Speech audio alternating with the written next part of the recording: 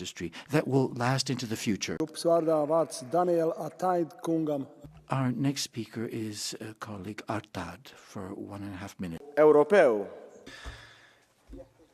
European tourism requires a new vision.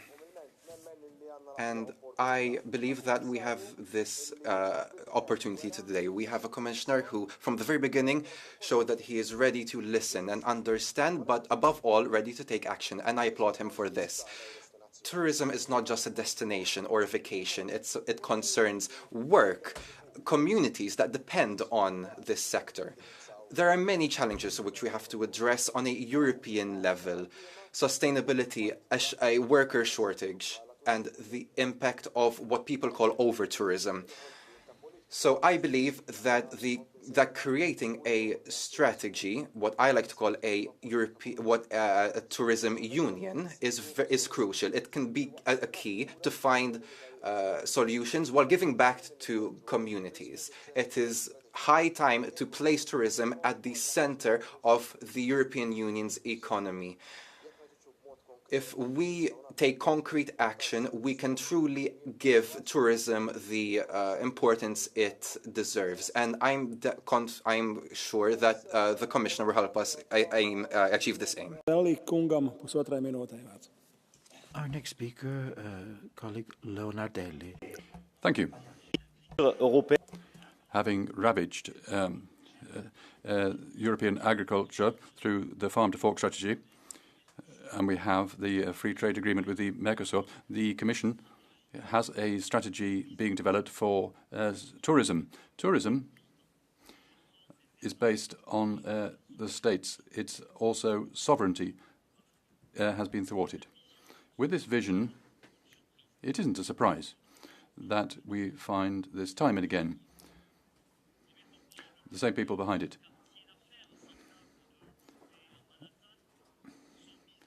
Metropolitan areas are prioritized. In rural areas, there's not a word on these natural areas where we have a nice environment and history. European tourists don't go to concrete jungles, and foreign tourists want more than brands. They want to have nations and their heritage, which we propose. We shouldn't have the desert fortresses like Qatar, which and also we have the most visited tourism destinations in Europe. Commission, they will survive your disastrous management. Now for the ECR, Carlo Fidanza. Thank you. Commissioner, after the coming into force of the Treaty of Lisbon, I was the rapporteur of the first strategy for European tourism, and I was also involved with the task force on tourism in the TRAN committee. And I think there's a positive thing we can say.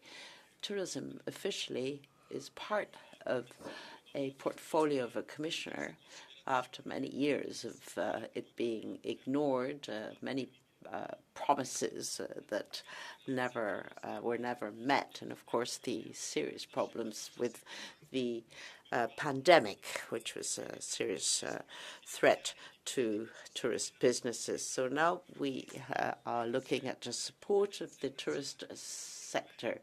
Tourism is an economic pillar of Europe. It creates millions of jobs. It revalues our territory and our cultural heritage.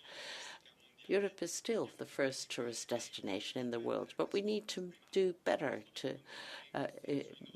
We need to invest on digital issues, support SMEs. We need to revalue Europe in its cultural and historic diversity, and we need to invest on tourism for everyone.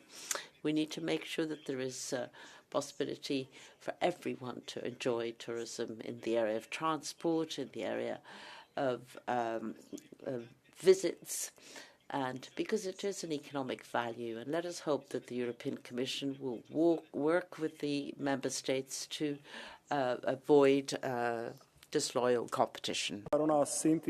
Thank you. The Renew Group now, Cynthia Nimurhu. Dear colleagues, European tourism must always be competitive. We're very much in competition with the Middle East and Asia. You can get a hotel in Jordan, for example, for less than €50 a night. But in Europe, a similar hotel would cost over €300 a night. In addition, many member states are increasing tourist tax and putting this on top of the price of a stay.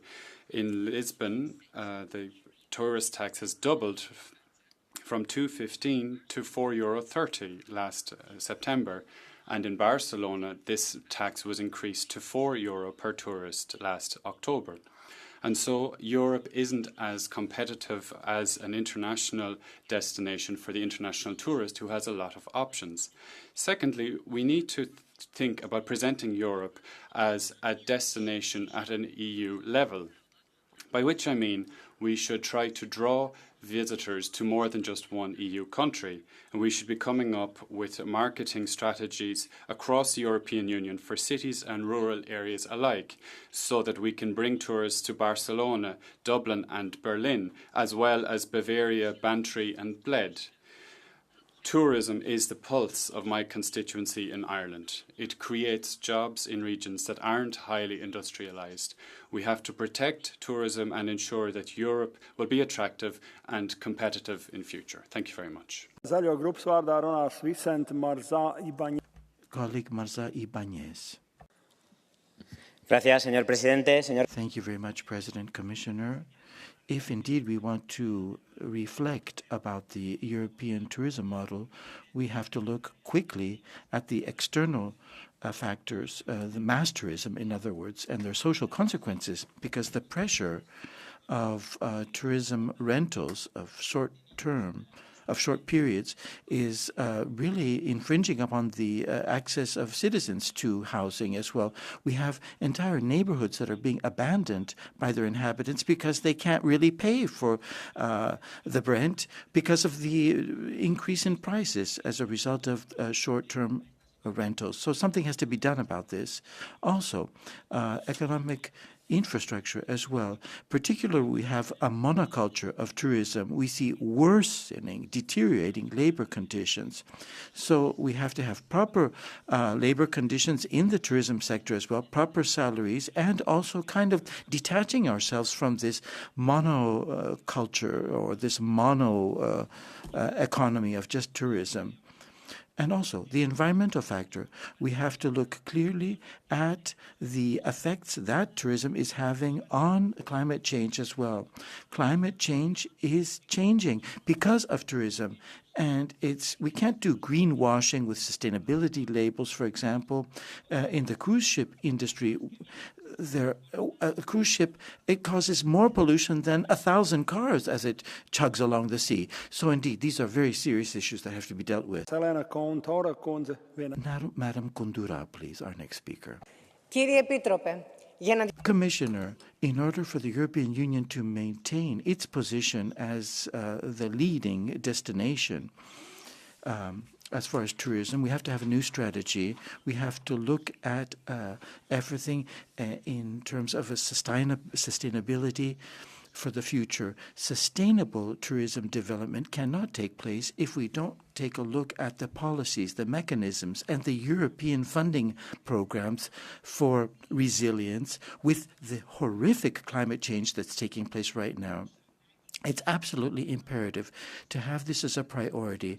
We have to look towards sustainable infrastructure for 2030 and create better conditions for people working in the tourism sector. We need a system, a surveillance system, in order to make sure that there is a sustainable approach in tourism, a separate budget line on this, and we have to have a European tourism organization which will call for better coordination and cohesion and consistency indeed, so that the European brand is indeed what it advertises itself to be. Thank you.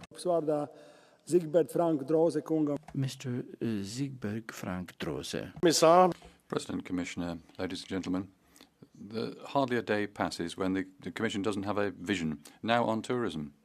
In the European Agenda for Tourism 2030, the catchy title, you talk about a green transition, ecosystem, tourism, etc. So the EU thinks how long short-term rentals can be in point 15. There is awareness for the green transition in point 20. Tourism is a very much national task. In the EU should look at problems like mass migration, but public procurement in tourism have green objectives, more and more green socialism rather than market economy and competition. The tourism strategy is unnecessary. The customers decide where they want to go for how long. Tourism is about culture, history, private experiences, and not about climate religion. This green socialist EU should leave tourists in peace. The EU tourism strategy, this tourism strategy should be rejected. Colleague Jons. Szanowny Panie Przewodniczący, Panie Komisarzu, biorę udział w debacie. Commissioner, I'm taking part in this very important debate because we need to underscore the importance of tourism. It's not just a question of an industry that strengthens our economy. Tourism is important. There are at least 2 million businessmen and businesswomen who work in this sector. But different catastrophes and disasters have struck tourism. The pandemic, natural disasters, the floods in Poland, and I'd like to quote our Nobel Prize laureate. Of course, the pandemic has prevented people from doing many things, but not our spirit, the spirit of our countries. So we need to take account of the Schengen region. We need to protect our borders, but at the same time, we need to make it easy for tourists to be able to travel through the region.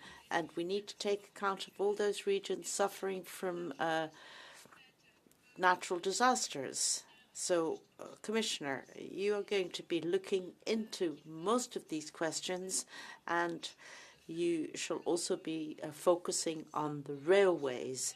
In Poland, we invest a lot in this sector because it is extremely important for tourism. Thank you. Herr talman, kollegor, först vill jag rikta ett stort tack till kommissionären. Colleagues, I'd like to say thank you to the Commissioner for his promise to develop a strategy for sustainable tourism in Europe. We must be the leading destination for sustainable development. It means also that we shouldn't forget that sustainability should have means good working conditions. The Commissioner has addressed that because the trade unions and organizations have a global template for that. There are precarious wages and forms of employment. That's not acceptable. Do we want to have sustainable tourism? If that's the case, we must improve working conditions and we must remove this insecurity with short-term season employment. That'll be crucial for people wanting to work in this sector and those also who have leading positions stayed there. I hear that from unions should be involved when we develop the new strategy. Thank you. Speaker is Barry Cohen for 1 minute, please. Thank you. I welcome the appointment for the first time of a Commissioner for Sustainable Tourism. It's a vital industry in my constituency and across Europe. And like the rest of society, the sector knows it must play its part in tackling climate change. Ireland have launched a sustainable tourism policy recently with ambitious targets to 2030 in seeking to reduce emissions by 60%. And the balance between environmental responsibility and economic growth is already being demonstrated along the River Shannon, where boat cruisers have cut carbon footprint by 92%, switching from diesel to hydro-treated vegetable oil. In addition, a number of Midlands counties have received Just Transition funds for the development of sustainable tourism. It should be noted that it's at times like these, supporting rural communities' transition towards more sustainable economic models, that national governments can be asked to provide or to match funding. And unfortunately, too many can be too quick to call for the abolition of important tax measures at home that actually allow member states to collaborate with the EU and push economic and environmental sustainability in areas like tourism. One thing is clear, however, it's imperative that we support small and medium tourism businesses to navigate their path towards sustainability. I know with the right policies and investments we can build. Thank you very much. Next speaker, Jaume Asens Udra, for 1 minute.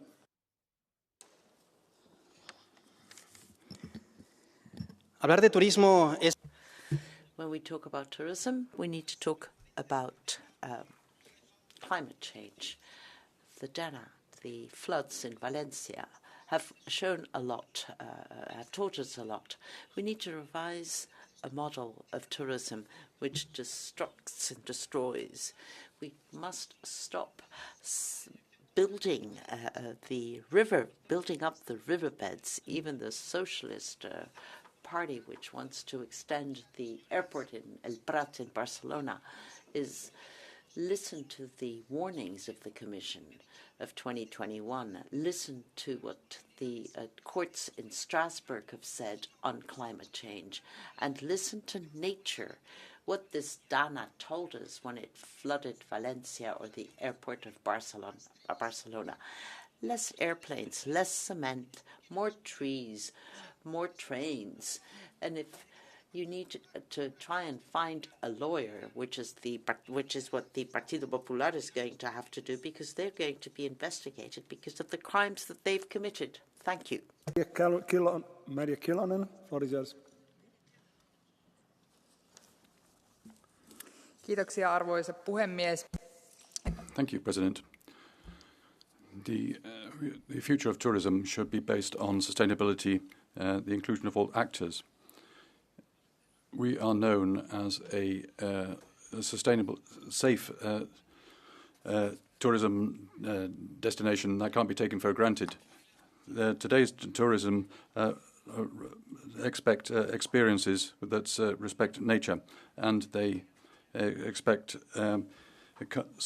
destinations with a low carbon footprint.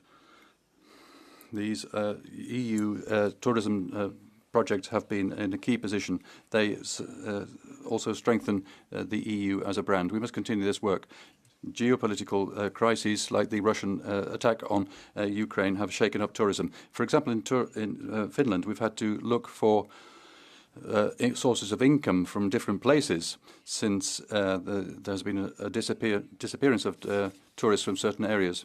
And we must concentrate on security and safety. That's more important, so that Europe continues to be the first choice of tourists. Thank you. Pause for 1 minute.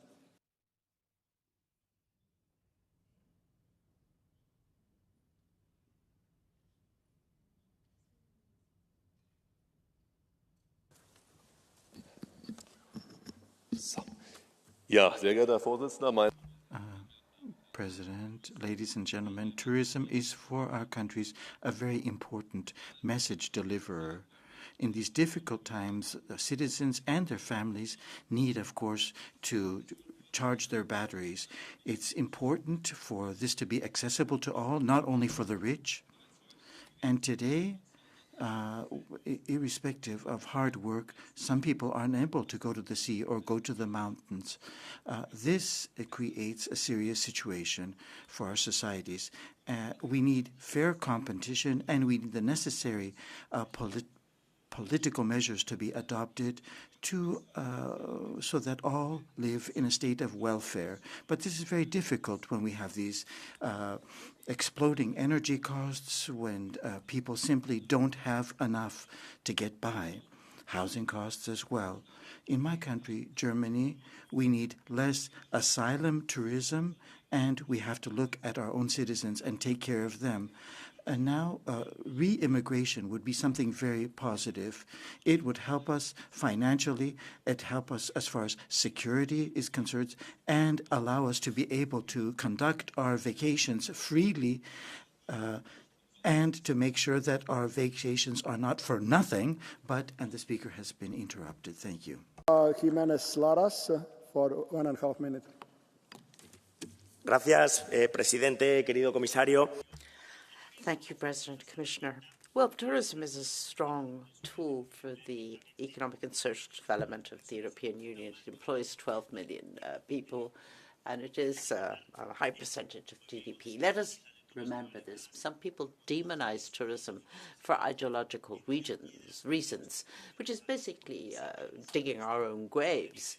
If we want sustainable tourism, not only from a climate point of view, but also from an economic and social point of view. And the Union plays an important role in this. We need to build a common brand and a strategy of sustainable tourism. This is the legislative period of competition. Let me tell you what's happening in Spain, one of the main tourist destinations. Since the 12th of December, tourists need to give up to 42 personal data. Some of them are quite intimate data. This is an infringement on individual privacy, and I think it is an imposition of a police state rather than of a democracy. And it also is a huge administrative burden, inadmissible, especially for small businesses, and it leads to competitive losses. This is concerning not only in Spain. Tourist associations in Europe have already commented on this, and European institutions need to get involved in this. Thank you. Speaker is Sergio Gonçalves for 1 minute.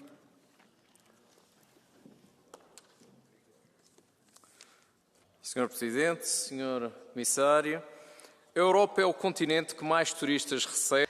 Thank you so much, Commissioner, Mr. President.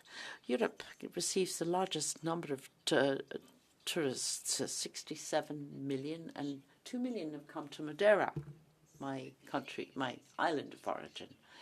This tourism creates businesses, it creates employment for the local people. One of the challenges, of course, depends, especially because of the decarbonization of transport in other areas. So we need European funding to modernize the transport means in Madeira, especially in those areas where this kind of investment cannot possibly be shouldered by the local authorities, and you can't have the individuals to risk when it comes to this type of climate transition. We need to help people, especially from an environmental point of view. Thank you. Fernando Barena Arsa for 1.5 minutes, please. Gracias, presidente. Well, thank you very much, ladies and gentlemen. The problem is not tourism, but the lack of regulation. The model that's in place right now in its generalized form is basically the more the better. But you can't have growth of this nature, which is of an infinite character. In tourism, the same. So we need regulation. There are problems of very, very fundamental nature. For example, centralization, or we need to have local models, and we need sustainable models as well, that takes into consideration the welfare of citizens and maintaining the area attractive. Sustainable tourism means making sure that the tourism load is limited, and taking into consideration the physical, economic, and natural circumstances and idiosyncrasies. Ladies and gentlemen, we have to have regulation of tourism, and public administrations at all levels have to have the necessary implements in order to implement this regulation. It's a global phenomenon, tourism, but working on it at the local level is extremely important and the key to solving many problems. That's the focus of a number of different mobilizations of citizens that have taken place in the South. Tourism needs to have regulation, not deregulation, and the European Union will play a key role in implementing this. Thank you. Umberto, for 1.5 minutes. Muito obrigado, Sr. Presidente, estimado. Thank you very much, President. Commissioner, colleagues, tourism is changing and is adapting to the local communities, but there are more and more people live in towns and cities. We see that in Porto, Lisbon, Santarino. We see it's important for transport links. It's about steering these tourist flows. It's also about giving something to consumers, offering them something. And there's the aspect of sustainability. 10% of the GDP of the EU comes from tourism. And we have a lot of SMEs, and these employ 12 million people. Europe is the biggest tourism destination in the world, and that is a great responsibility for us as Europeans. We must make sure that the measures taken in the tourism sector makes them more efficient, that there is economic sustainability, but also more comfort. Public safety also, we need relevant training. We need training also for virtual tourism. It's about the EU making investments possible. We need incentives for that. Commissioner, we must accept that tourism changes for the world and also for Europe. Presidente, Commissario. President, Commissioner Dizzy Costas, all analysts have said that in the years to come, approximately 230 million additional tourists will exist. It's an emerging class, if you like. And these individuals are attracted by, of course, the beauty of European culture. In numerous different cities of art, and we have to be able to offer wonderful networks and wonderful possibilities to our tourists as well. But we ought to really pay close attention to establishing proper networks of cities of art, and we need capitals of culture as well, because in this particular fashion we can also have rural cities, we can have castle cities and towns, and so on and so forth. I do feel that a strategy of this particular nature, which we already have, such a network in my country, and indeed, cultural capitals are a very important institution as well. For example, in 2033, we will once again have this cultural capital status. Thank you. Señor Comisario. Thank you, Commissioner. Well, our cities, our neighborhood, our planet is being degraded by tourism. Where we had a small shop, there's now a souvenir shop. Where we had a square and some shade and trees, now we find crowds. And the same is true for beaches. I mean, we can't just say the same mantra that it's good for the economy. It's good for who? For the Kellys who work in the hotels, earning a pittance, or for the young people who can't possibly pay a rent because of the tourist apartments. It is only the large companies that make money. And in my country, when we joined the European Union, we were told, well, we needed to really turn Spain into a tourist area with lots of waiters. And this is what has happened. People are fed up. They know that tourism is unbearable for their lives. They're coming out in the streets to demonstrate. They're calling for limitations, for limits, for controls. So, Commissioner, if you want to protect our lives, our planet, put limits to this mass tourism. Thank you. Next speaker is Rosa Serrano Sierra for 1 minute.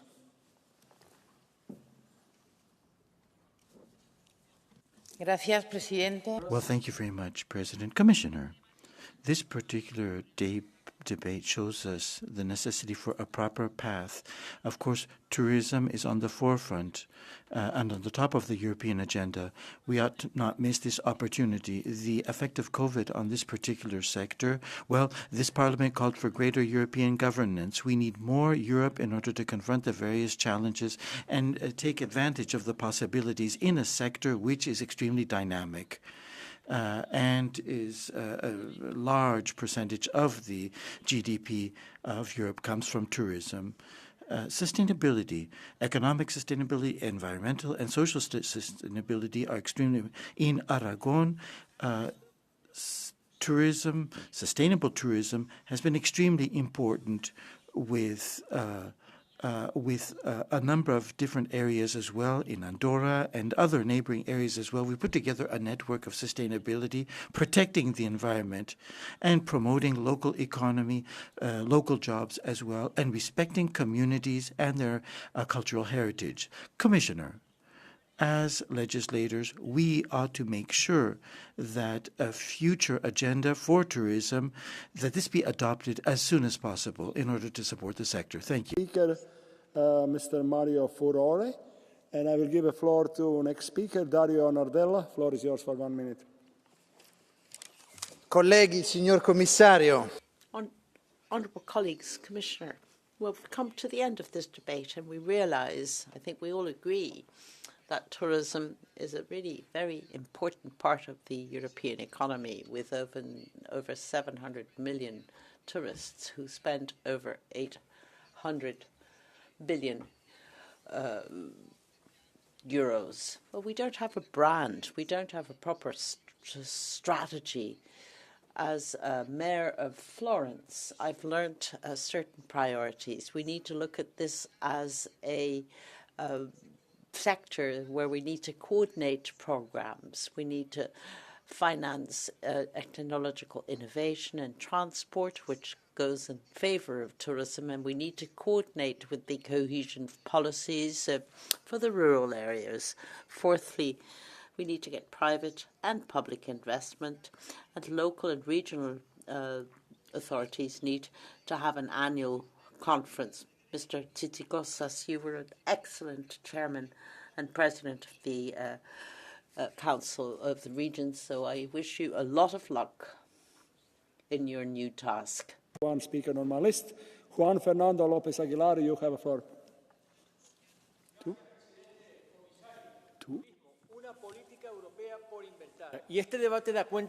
So this debate looks at the wonderful motives that exist to move forward on this particular front, because we're speaking about 22 million jobs in the European Union, more than 12% of jobs overall, and 10% of the GDP of Europe as well. Certain areas, for example, the Canary Islands, 30% of the GDP and 35% of jobs. With the numerous different problems that have been brought up, indeed, very clear, the necessity for sustainable tourism. Following the pandemic, we understood the necessity of having some sort of mechanism, European mechanism, that would provide for those that lost out during that particular period. And we need a framework as well, regulatory framework for those working in the tourism sector to protect them as well. We need proper planning for sustainability, social and environmental. A European agency which well, perhaps could be seated in on the Canary Islands, looking towards the future and providing for a tourism industry sustainable and future-oriented. Said there was no registration, but I will give a floor because it was asked that there could be technical problem. So Stefan Mussoyu.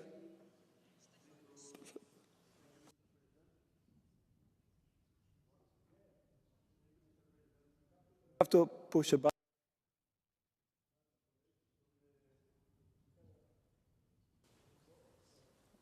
Yes, mulțumesc, domnule președinte. Thank you, President, Commissioner, dear colleagues.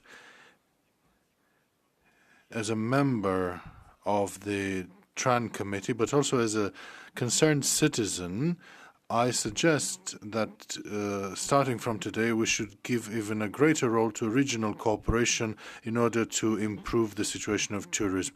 Cooperation between member states in order to promote commonly certain sites can be done better. It's up to us to use all the instruments that cross-border tourism provides. I think we can use the European thematic routes, the cultural routes from the UNESCO heritage and all sorts of other initiatives. These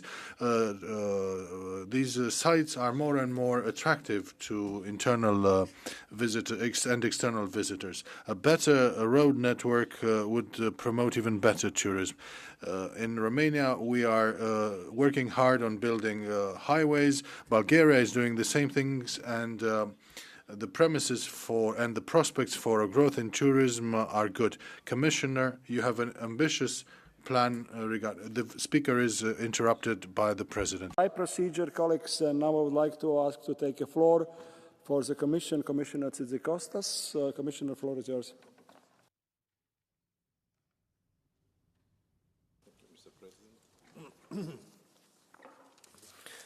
Thank you, Mr. President. Honourable members, ladies and gentlemen, first of all, thank you for your comments. Thank you for your insights. I've heard you, and indeed your expectations will motivate me going forward these years. Now is a good time to reflect on the collective responsibility that lies ahead of us. Tourism is not just an economic activity. It is a bridge between cultures, a driver of innovation, and the cornerstone of our shared European identity. I agree with you that central to achieving our vision is the effective use of data and indicators. This is how we will measure and guide sustainable tourism development through the common data space for tourism and the EU tourism dashboard. By revising the tourism statistics regulation, we will give stakeholders access to reliable and comprehensive data, because without data, they cannot take decisions, the right decisions. They will be able to monitor the environmental, the social, and the economic impacts of tourism, ensuring alignment with our sustainability objectives. This has to be done without adding extra administrative burden, of course, to the main actors, to the small and medium enterprises. Now, I want to be clear. The success of our tourism strategy will depend on the implementation at every level. European institutions, regional and local authorities, businesses, civil society in Europe and beyond must work together.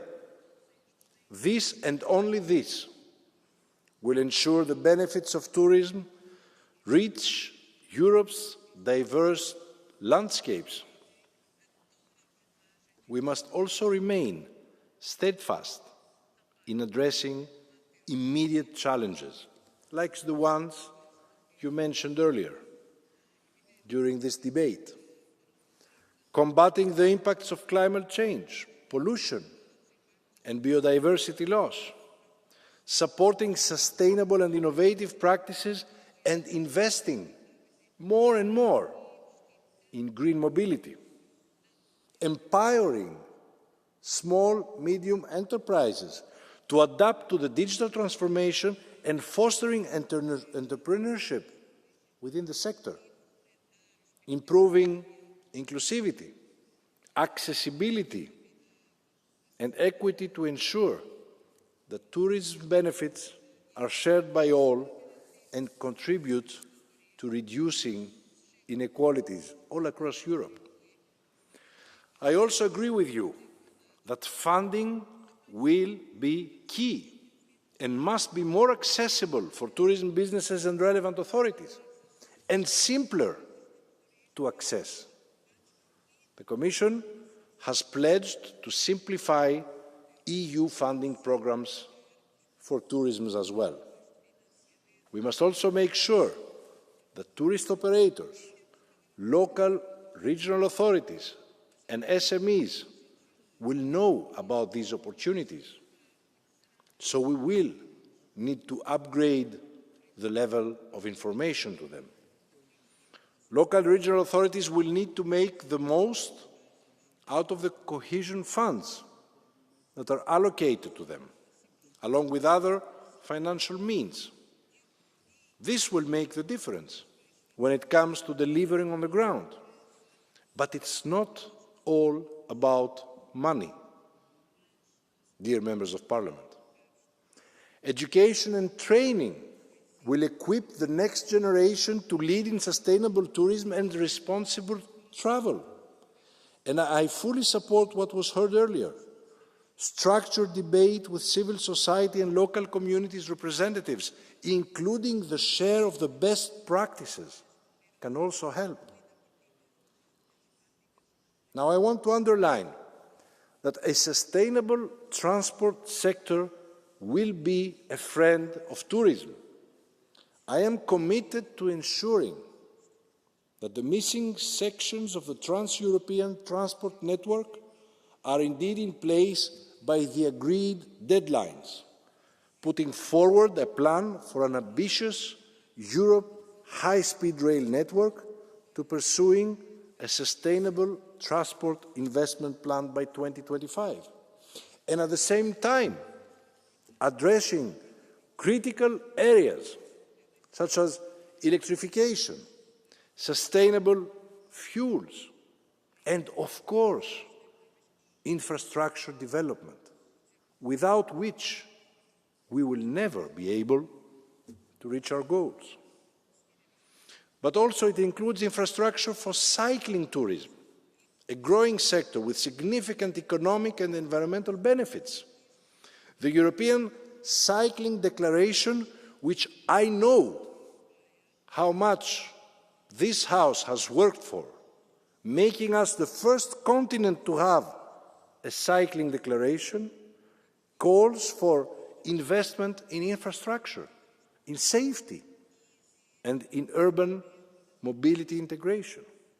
Cycling can indeed be a key player in our tourism strategy, connecting destinations, boosting local economies, and promoting greener travel all across Europe.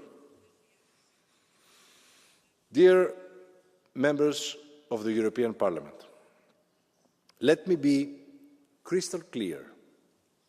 My approach to tourism and transport will be to prioritize people. Fair wages, better working conditions, occupational health and safety, and reskilling programs are the route to an inclusive and motivated workforce. And I cannot emphasize enough the importance of that workforce of European leadership in tourism. So together, we can elevate Destination Europe to new heights, a destination that not only welcomes the world, but leads it by example in sustainability, inclusivity, and innovation. So I might be the first commissioner explicitly for tourism. But I can assure you that we will work hard these 5 years, and we will work together to bring the results that you, that I want to see for tourism, for Europe. Thank you very much. Thank you very much, Commissioner. Debate on this point in agenda is closed. Next point in agenda should be explanation of votes, but colleagues, the good thing that looks like all votes are explained this year, and there is nobody who wanted to say anything on this point in agenda. Tā kā, dārgie kolēģi, mums ir, gribu atgādināt, ka... Colleagues, I would like to point out that the next sitting is tomorrow, Wednesday, 18th of December, 2024, at 8:30. The agenda has been published and is available on the European Parliament website. The minutes of this sitting will be submitted to Parliament for approval tomorrow after the votes. The sitting is closed.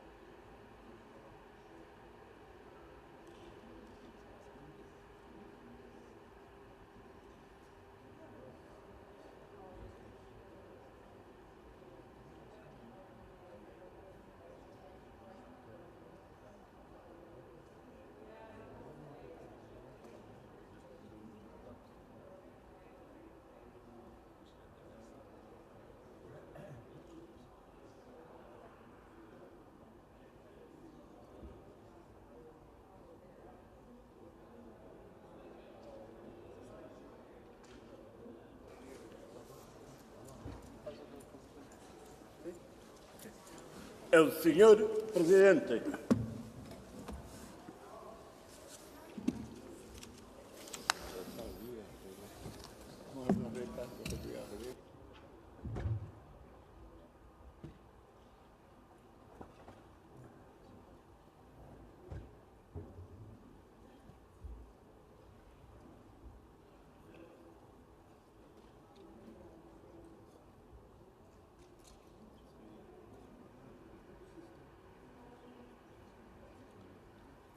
Meeting is open. Next item on the agenda is a statement by the Vice President of the Commission, High Representative of the Union for Foreign Affairs and Security Policy. Topic of the Syrian regime has geopolitical implications and the humanitarian situation in the region. Welcome, Madam Kallas, to this House. I wish you the best for the next 5 years, and it's my pleasure to give you the floor.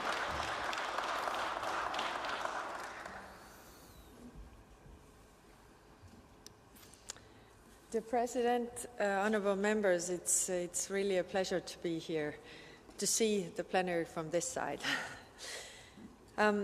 It is with a sense of cautious optimism that I address you today as we witness a historic turning point in Syria. The fall of the Assad regime marks the beginning of a new chapter for the Syrian people and a broader Middle East. First, I would like to take a moment to reaffirm that the EU's approach to Syria all these 14 years has been both principled and firm and has proven the right one.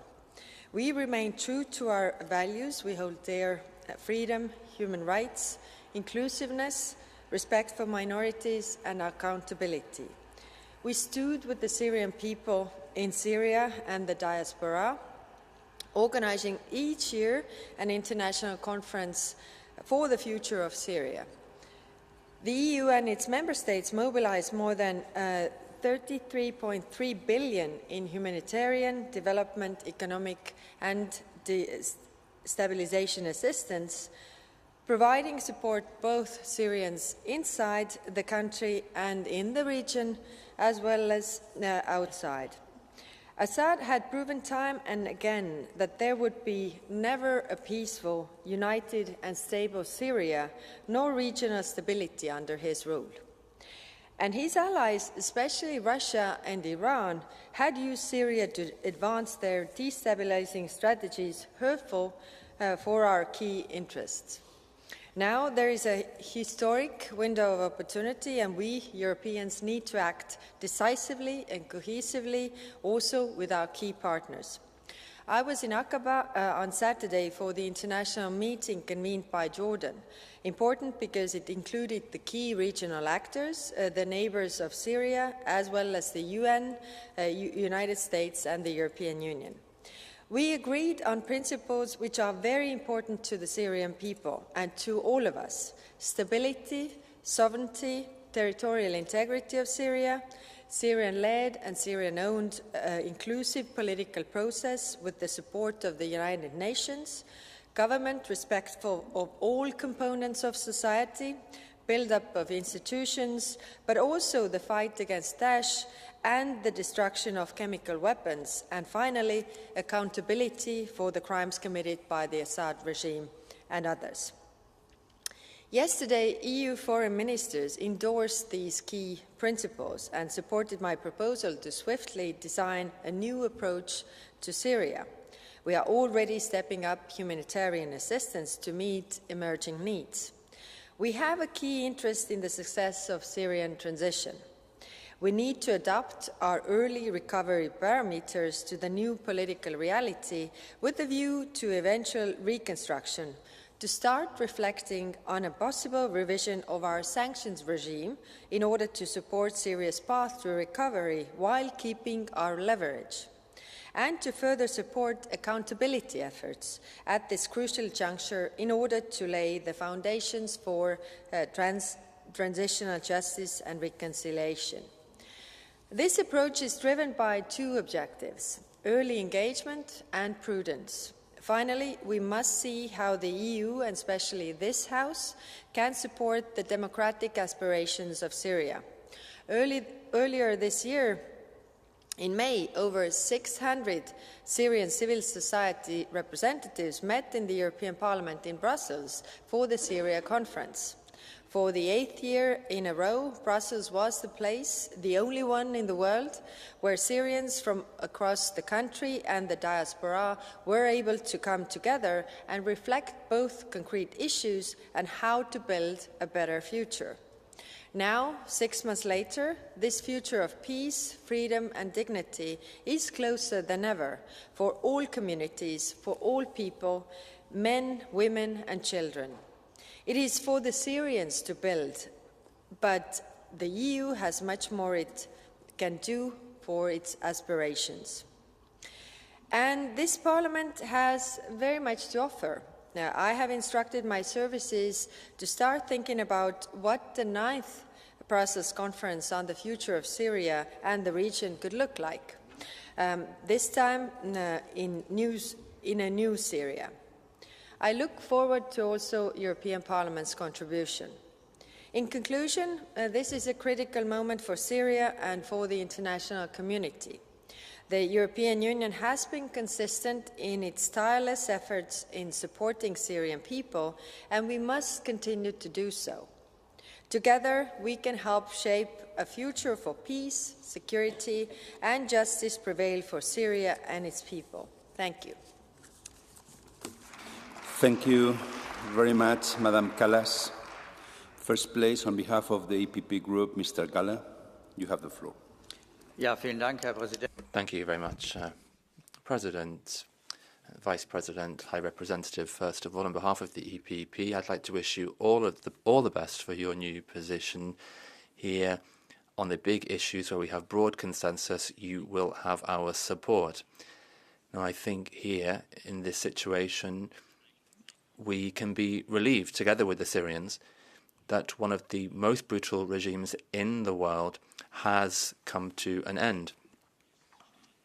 And it can be seen that this is a strategic defeat for Russia and Iran as well. This terror axis in Syria, where cities and towns have been bombed with the help of the Russians, and then the Russians are continuing their war in Ukraine. Now, it's good that, for example, today the Commission President is in Ankara to speak to one of the major players in the region, Turkey, to look at how cooperation should continue.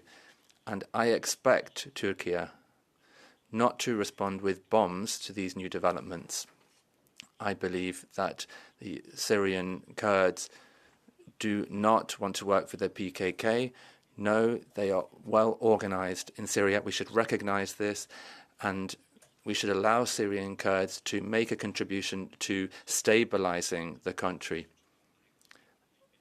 We have a lot more to say, but I don't have any speaking time left. Thank you. Mr. Galler, on behalf of the Socialists and the Democrats, Mr. Maniatis.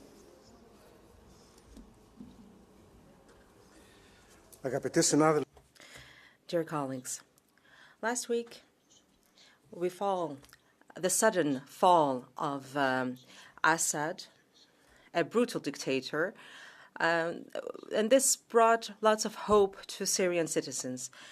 In less than a week, Hayat Tahrir and its leader al-Jalani came to power. But no one can be certain that this switch can actually lead to a democratic, inclusive, and open Syria, or whether it could be substituted by a new brutal regime. So the jihadist past of HTS and its roots in Al-Qaeda and ISIS that led to it being listed under terrorist organizations did not allow us to feel safe about this and to sit idly by. And we already have the first signs of the new regime not being really inclusive. We cannot allow Syria to evolve into a second Afghanistan on the Mediterranean. And we cannot allow ISIS to come back to life. We need to protect the rich cultural history of Syria, including, of course, Christians. We also need to make sure that all minorities, such as the Kurds, will have an equal footing in designing the future. The Turks are supporting certain troops, and this needs to stop. There is a risk of a civil war starting again, and this could have unforeseen circumstances. The civil war has left a country in tatters. The EU has an interest, but also a duty, to be substantially present in the area and to co-determine the next day. The East Med is our neighborhood, it's our home. We cannot allow this to fall into other people's hands. Thank you. Dear colleague, on behalf of the Patriots for Europe, Mr. Bardella. Merci, Monsieur le Président. Thank you, President. The brutal, bloodthirsty dictator has fallen, and it's the heirs of Daesh and Al-Qaeda who have taken over we're seeing a new chapter in the history of Syria, but al-Jawlani's Syria risks being as dark as the previous one. According to some Western foreign offices, the new rulers are fighters for freedom, but we probably will see terror, Christians are being oppressed, and stability still doesn't exist. Unfortunately, it shouldn't be necessary to recall it here, but Islamism is a monster that exists in Africa, the Middle East, and in Europe, as well as in Molenbeek, Rotterdam, etc. It has activists, militants, and networks everywhere. Europe seems to be blind to the attacks of Islamists during recent decades, and we can't remain passive while we watch this conflict play out. It's important for our future. If we have Islamists sustainably in power in Syria, we could see a new migration crisis and terror crisis, and that will affect us here in Europe. There is a jihadi danger there. We need to put Europe first. We need to ensure that we protect Europeans. Suspending the assessment of asylum requests, working to return Syrian refugees, and strengthening Europe's borders are crucial for our future. Our security and European security depends on it. Merci, Monsieur Bardella. Next speaker, Mr. Bilan, on behalf of the ECR Group. Thank you, Mr. President. First of all, let me express deepest condolences to the Syrian people who lost hundreds of thousands of lives during the 13 years of destructive tyranny and bloody retaliation that followed the Arab Spring, orchestrated by Putin's puppet Bashar al-Assad. It is euphemism to say that the change of regime is already having massive repercussions in the regions. Russia's and Iran's failed states are suffering a strategic defeat, and others, regional and global players, are already playing their next hands. Europe must stand prepared to support Syrians in their pursuit of political transition. This includes robust humanitarian assistance, the promotion of inclusive dialogue among all legitimate stakeholders, and the reinforcement of accountability measures for war crimes. In parallel, we must support the new Syrian government capacity building, ensuring that the population can safely remain in their homeland and preventing any further destabilization in the country. And last but not least, we cannot forget about Christians who can be in danger right now. Thank you very much. Thank you very much, dear colleague. On behalf of the Renew Group, Madame Loisson. Merci, Monsieur le Président. Thank you, President. High Representative, Bashar al-Assad has been toppled. The message is strong, and it goes for all dictators. None of you are eternal. And this also applies to all regimes that are supported by Russia. Putin is not a trustworthy ally. Al-Assad has been toppled. We have seen those that have been liberated. We know now and we see now what exactly was going on, the barbaric acts in Bashar al-Assad's Syria, including those, for example, from the RN that shook hands with the butcher of Damascus. We find that shameful now. Hope, uncertainty, Islamist rebels took Damascus.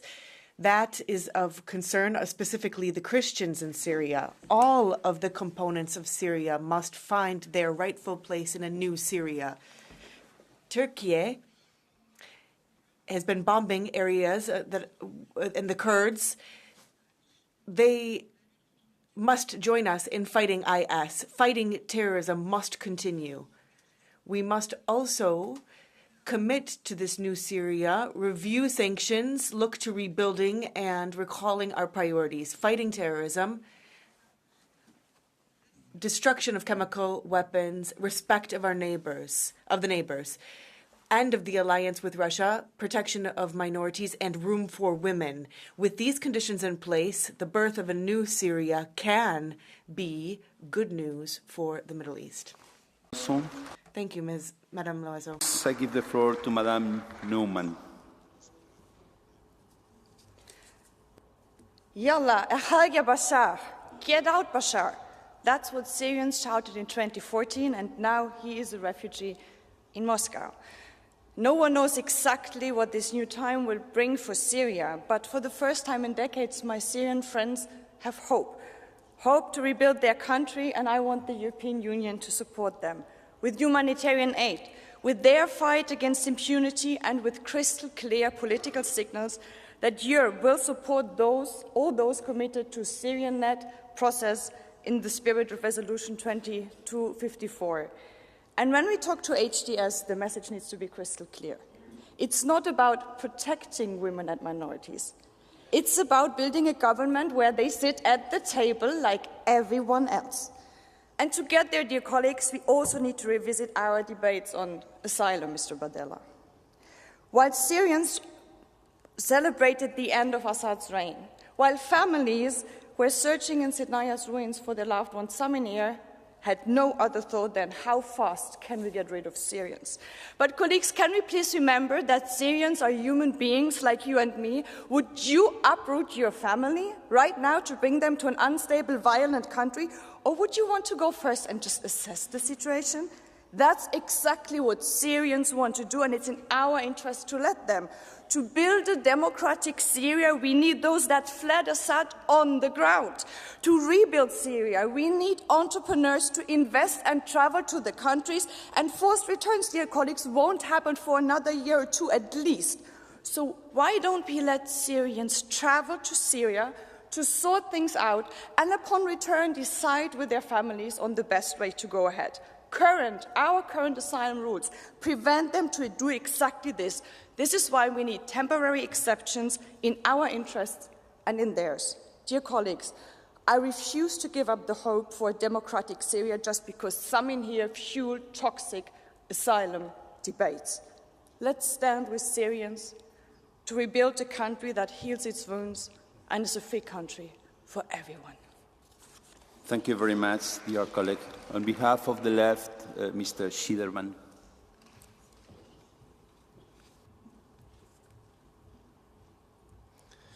Vielen Dank, Herr Präsident. Thank you, President. High Representative. Assad has fallen and fled into the arms of his war buddy Putin.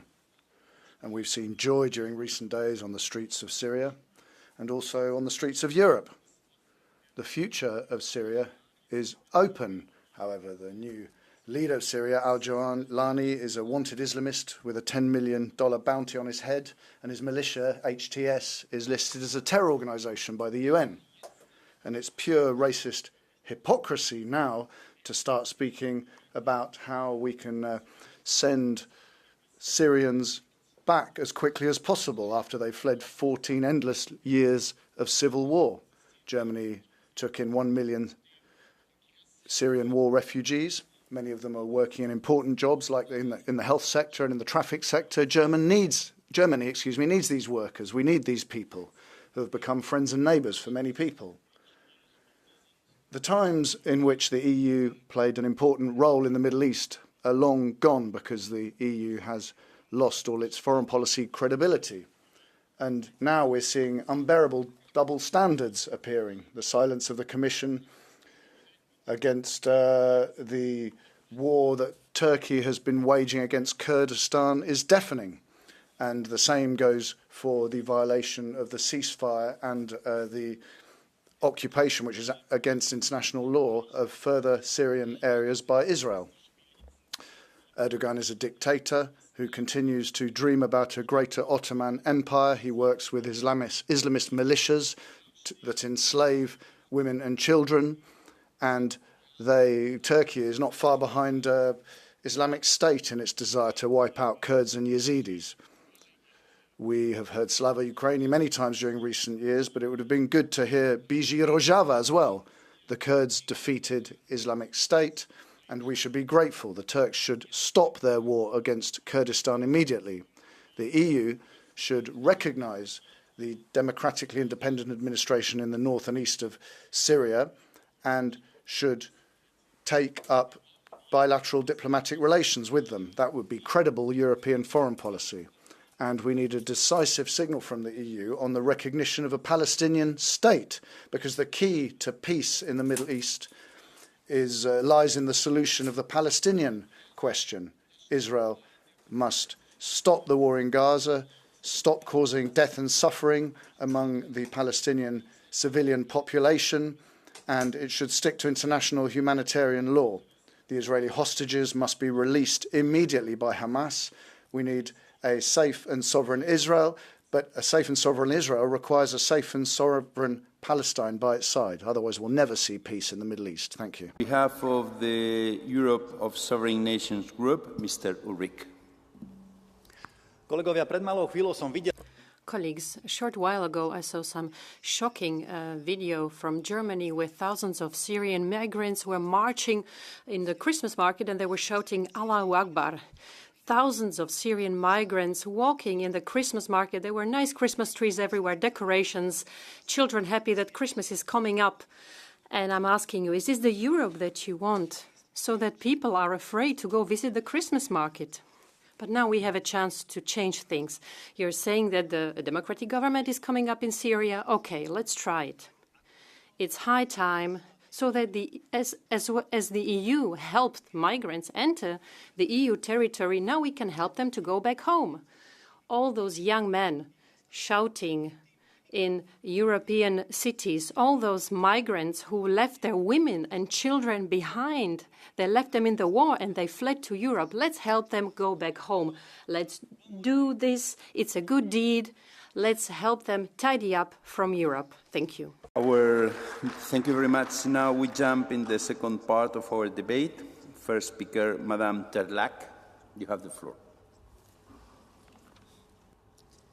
Dank u, voorzitter, beste collega's. Thank you. Thank you, President. Colleagues, well, we can only imagine the atrocities and difficulties that have taken place in Syria over the past few years of dictatorship, with scars which will remain. And there are many unanswered questions about the new regime. But we should be optimistic, and we should give this state the opportunity to become a legitimate state. A new constitution needs to be put in place which gives rights to all Syrians, whether it's about women, ethnic minorities or religious minorities. The European Union needs to focus on the rule of law in giving assistance. We need to build diplomatic relations, and we should also ensure that our embassies can be opened in Syria. Europe must guarantee peace. The time for change has come, and the European Union needs to maintain its links and guarantee stability in the region. Thank you. Mr. Tarquinio. Grazie, Presidente. Thank you, President, High Representative. Well, Assad's brutal regime has gone, and that's enough to give us hope. But the path towards peace, security and democracy in Syria is an uncertain and long one, as you said. And so we need a strong diplomatic commitment from the EU. We need to put pressure on, with all the instruments we have available, on the transition government so that they can launch, guarantee and respect a democratic process which is based on respect for the rule of law, equality between men and women, and fundamental rights for the entire population of Syria, all the different ethnic groups from wherever they come. If we really believe that all the people should be involved in the position of transition in a Syria that remains territorially whole, we can only be astonished at some of the actions by member states. I mean, stopping processing asylum requests from Syrians is crazy. It's not a peaceful state. What we need to do is increase humanitarian aid, because people and communities are in a dramatic situation in Syria. We need new flexible rules as well on asylum, which enables Syrians who are currently in the European Union to go back to their country of origin to contribute to the transition process without risking losing their status as refugees in Europe. And finally, a lot's been said about Iranian and Russian influence on Assad's Syria. Well, yes, some things need to be dealt with.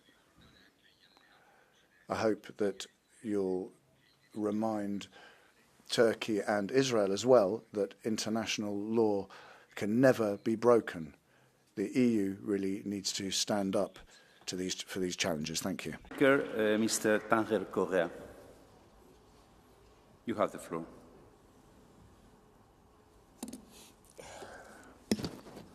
Señor Presidente. President, Madam High Representative, Vice President of the Commission, a message that I should like to send to you. You do not have easy work in the work with Syria, we know that we have a terrorist remains a terrorist, and we should never forget that. And so look at what Syria is facing now, is they have terrorists and many other countries that are interested in garnering power there. And then we have a geopolitical situation. We have other forces also that do not want to lose their clout with an agreement. We know that we have Muslims that are underpinning some of the terrorist forces. And so things are going to be extremely complicated, very difficult to bring the humanitarian aid that is much needed. And we can never let that be far from our mind. So I'd also like to state that if the European Union, once and for all, in this area, does not look at the problems clearly and does not make progress, it will completely lose its credibility. And we have to look at the situation with clarity. So, Madam Commissioner,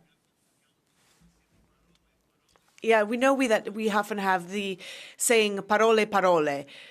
Words are just words, but we have to be a trustworthy partner and one that they can count on. Thank you very much. Madame Gambino. No, sorry. You have the floor, Monsieur.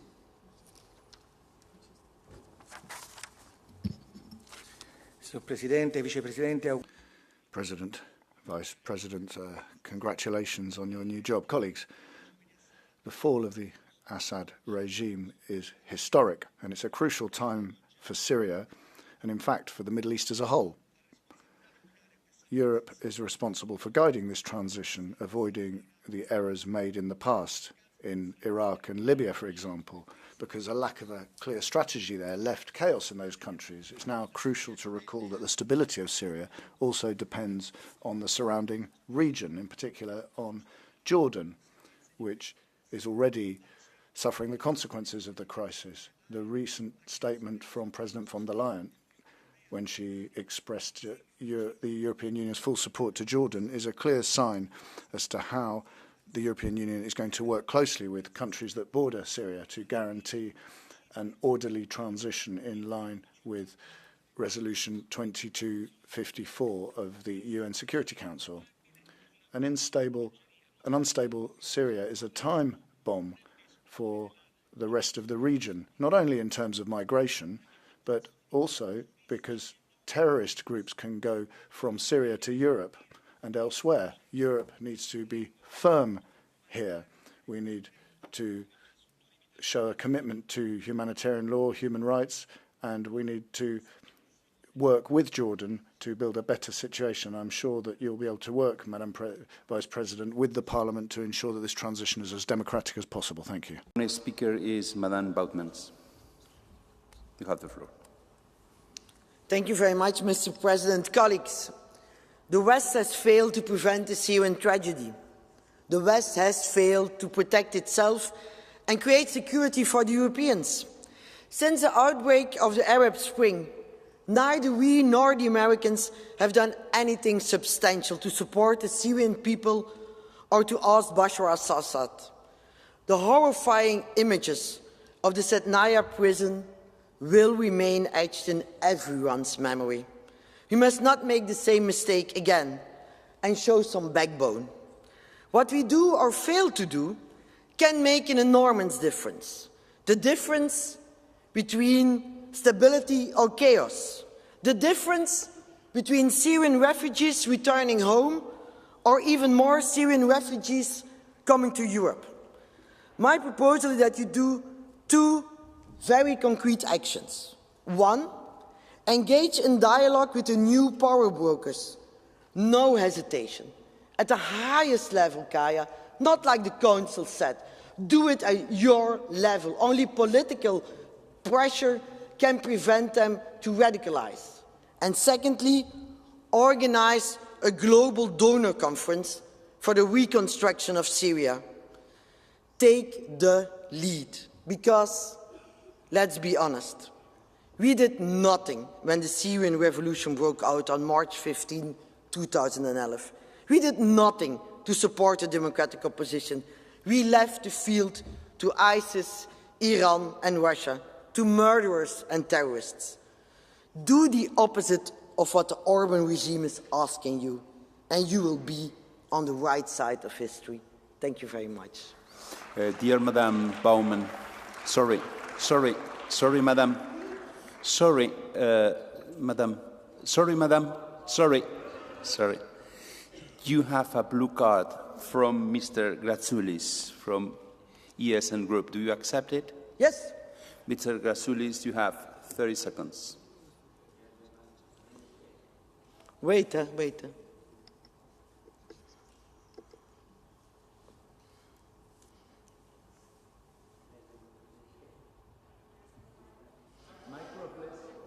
I don't hear you.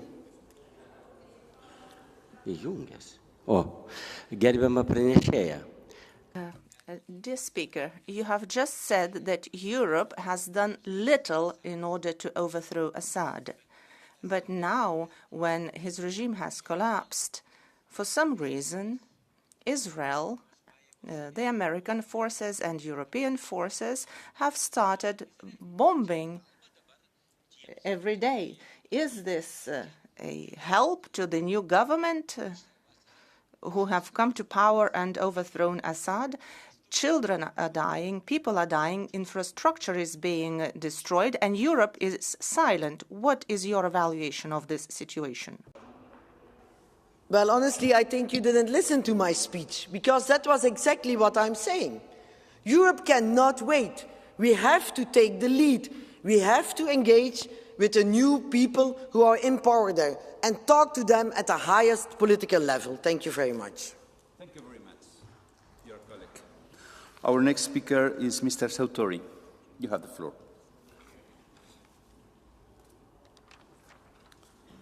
Monsieur le Président.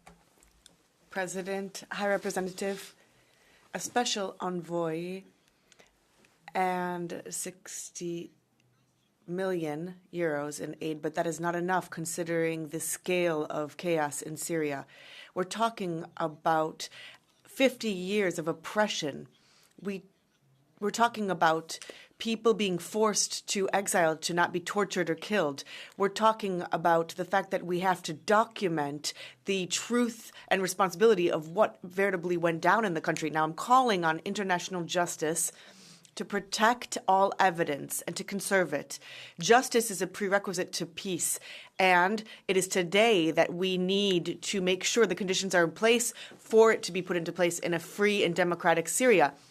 For the democratic transition, and diplomatic relations must be reestablished as quickly as possible. We must be demanding in terms of human rights, and specifically in respecting the rights of women and children and minorities. Now, I have a specific thought for the Kurdish people, where they will have a determining role, that have had a determining role in fighting IS. We also need to protect the Syrian sovereignty from the Israeli actions. We also need to make sure that we are fighting the discourse of the hard right.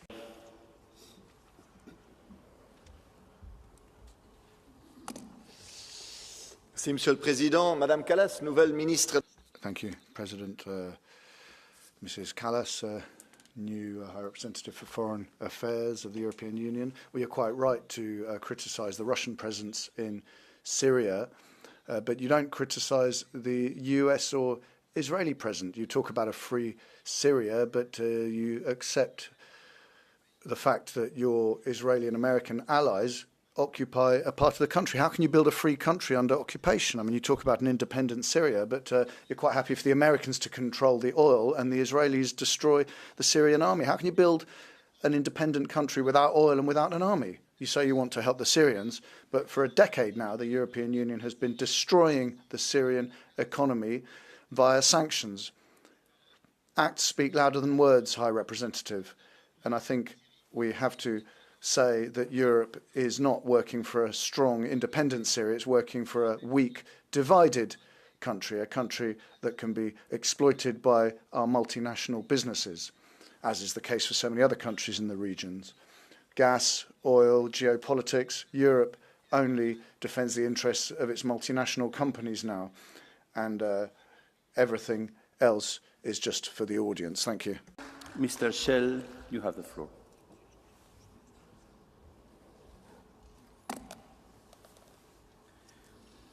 Deutschlands Innenministerin ist besorgt. The Interior Minister of Germany is worried. But Nancy Faeser is not bothered about Islamists coming to Germany. She's concerned about Syria because more than 1 million Syrians came to Germany, including war criminals and Islamists.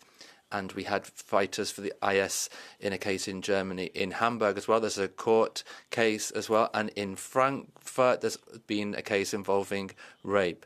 You said, 100,000 offences committed by Syrians in Germany in recent years. They have sought a home in Germany and they've received allowances and they've received healthcare from the German state. I am concerned that more of those people will come to Germany, into the all-inclusive resort for Islamists and war criminals from the whole of the world. First of all, we need to close the borders. Second, deport. And thirdly, we cannot support the new regime in Damascus.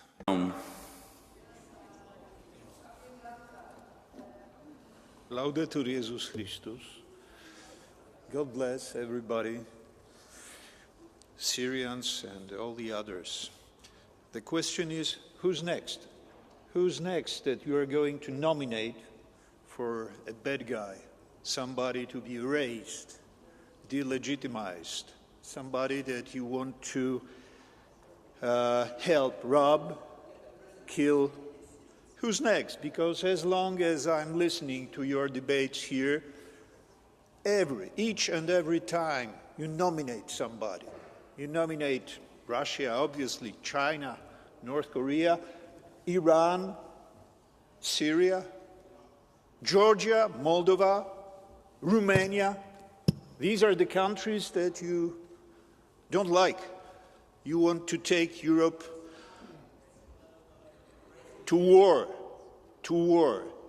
You were, all along, you were being grotesque with your warmongering. Now you're being more and more dangerous to the people of Europe and to the people of the world. So who's next, Madam Commissary, that you are going to nominate? Thank you very much. Our next speaker is Mr. McAllister. Mr. President, thank you for giving me the floor. Madam Vice President, High Representative, great to see you here sitting in the plenary. As we have heard this morning, the reaction to the fall of Bashar al-Assad has been relief, also at yesterday's Foreign Affairs Council, and rightly so. This dictator and his regime are responsible for the deaths of hundreds of thousands of people, far more than ISIS and all other so-called rebels combined. And indeed, the fall of Mr. Assad represents a significant loss for Iran. Assad's Syria was, alongside Hezbollah, a key component of Iran's so-called axis of resistance.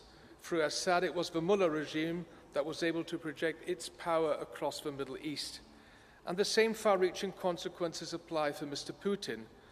Beyond the blow to this axis of terror, as my colleague Michael Gahler just named it, let us not underestimate the enormous new challenges the transition carries within Syria.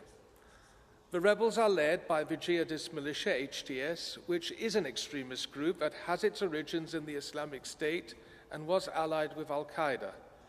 Mr. al-Jolani is now confronted with the enormous task of bringing peace to Syria in an inclusive process that respects the voices of all religious and ethnic minorities, whether it be Alawites, Christians, Druze, Shiites, or Kurds. Relief and concern are not a contradiction, but rather the foundation for a reasonable policy towards the realities and uncertainties of the entire region. There is also room for hope. The European Union should not allow a vacuum in Syria. Let us engage and try to stabilize the country and constructively reach out to other powers which have sway in the country. Madam Kallas, I am glad to see you are already working exactly to this end. Thank you. Dear President of the AFET Committee, nuestra siguiente oradora es la señora Pajín. Tiene usted el... The next speaker is Madam Pajín. You have 1.5 minutes. Gracias, señor presidente. Thank you, President. Welcome, Madam Kallas. Now, we would like to go back, but we are afraid. And the question is, going back to what or to where? These are the words of a woman with her husband and 2 children who have disabilities and who left homes because of the brutal dictatorship in the country. Today, in their family, they are in a refugee camp in Lebanon, much like other millions of Syrians in the region. Again, anyone who is trying to use this debate for hate speech, just try to think for a second, where is your humanity? Now, we have seen that this is one of the worst crises that we've had in our times. We've had 13 million displaced. Half of the Syrian population has needed urgent humanitarian aid. In terms of the crisis that we have, the EU should be decisive with urgent humanitarian aid and not have a temptation to reduce in terms of quantity. Now, we have seen that the EU has made statements and commitments in these last few days, but we must sustain them over time. The EU and the international community shan't forget the Syrian people in just a couple weeks or months' time. The EU must work with all parties to guarantee the state and the future and the access to humanitarian aid. It is true that, as the High Representative said, this is a time of hope, but we have to make sure that we are up to the task of making that a reality, and we must place that at the core of our action, this humanitarian action. Let us stop speaking about figures and start talking about people. Madam Pajín, you have a blue card. Del señor Tinkinen del Grupo ECR. From Mr. Tinkinen from the ECR Group. Would you accept it? Sí. Mr. Tinkinen. Yes. 30 seconds.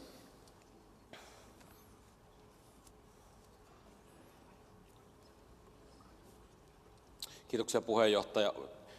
Thank you, President, esteemed member. When the war began and people started fleeing Syria, it was said that it would be important to protect these people as long as the situation remains the same. Now that the al-Assad regime has been toppled, many are in a very well-founded way thinking that it would be the right time to go back home. You, on the other hand, were talking about the fact that we are using the situation the situation is being used to bring forward hate speech. How is it possible to build Syria from outside? I believe that the Syrians who go back to Syria will be able to reconstruct the country and that they are needed. Thank you.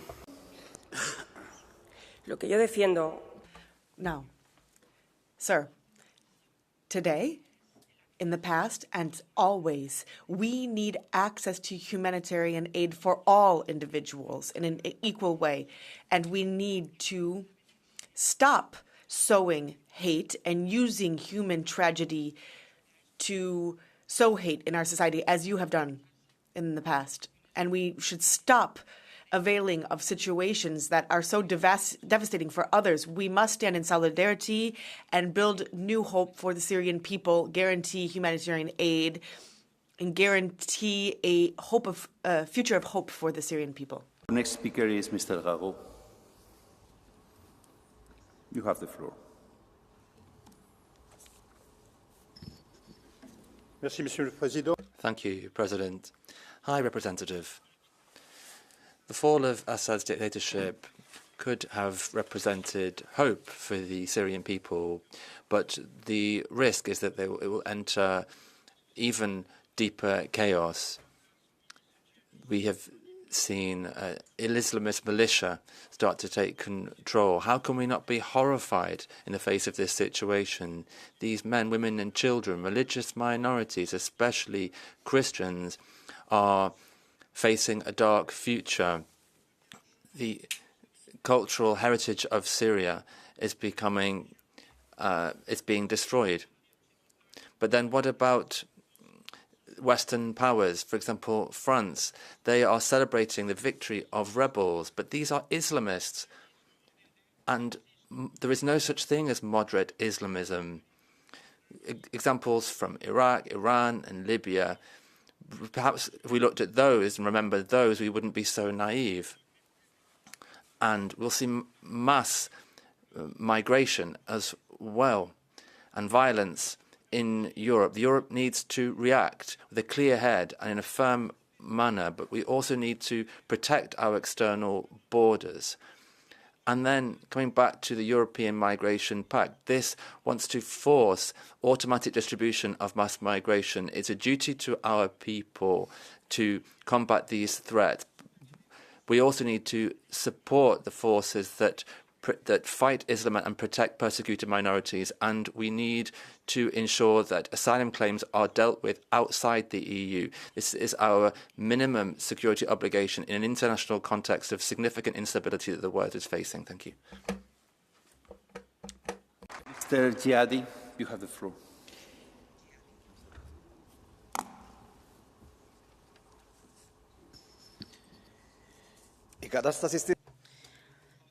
Things in Syria are chaotic. This is a very fragmented landscape. Therefore, Commissioner, we cannot be optimistic or complacent. We might have witnessed the fall of a dictatorship, but we might have another equally extremist, equally Islamist dictatorship. The HTS transitional government, let me remind you that it has been listed as a terrorist organization by the State Department since 2014.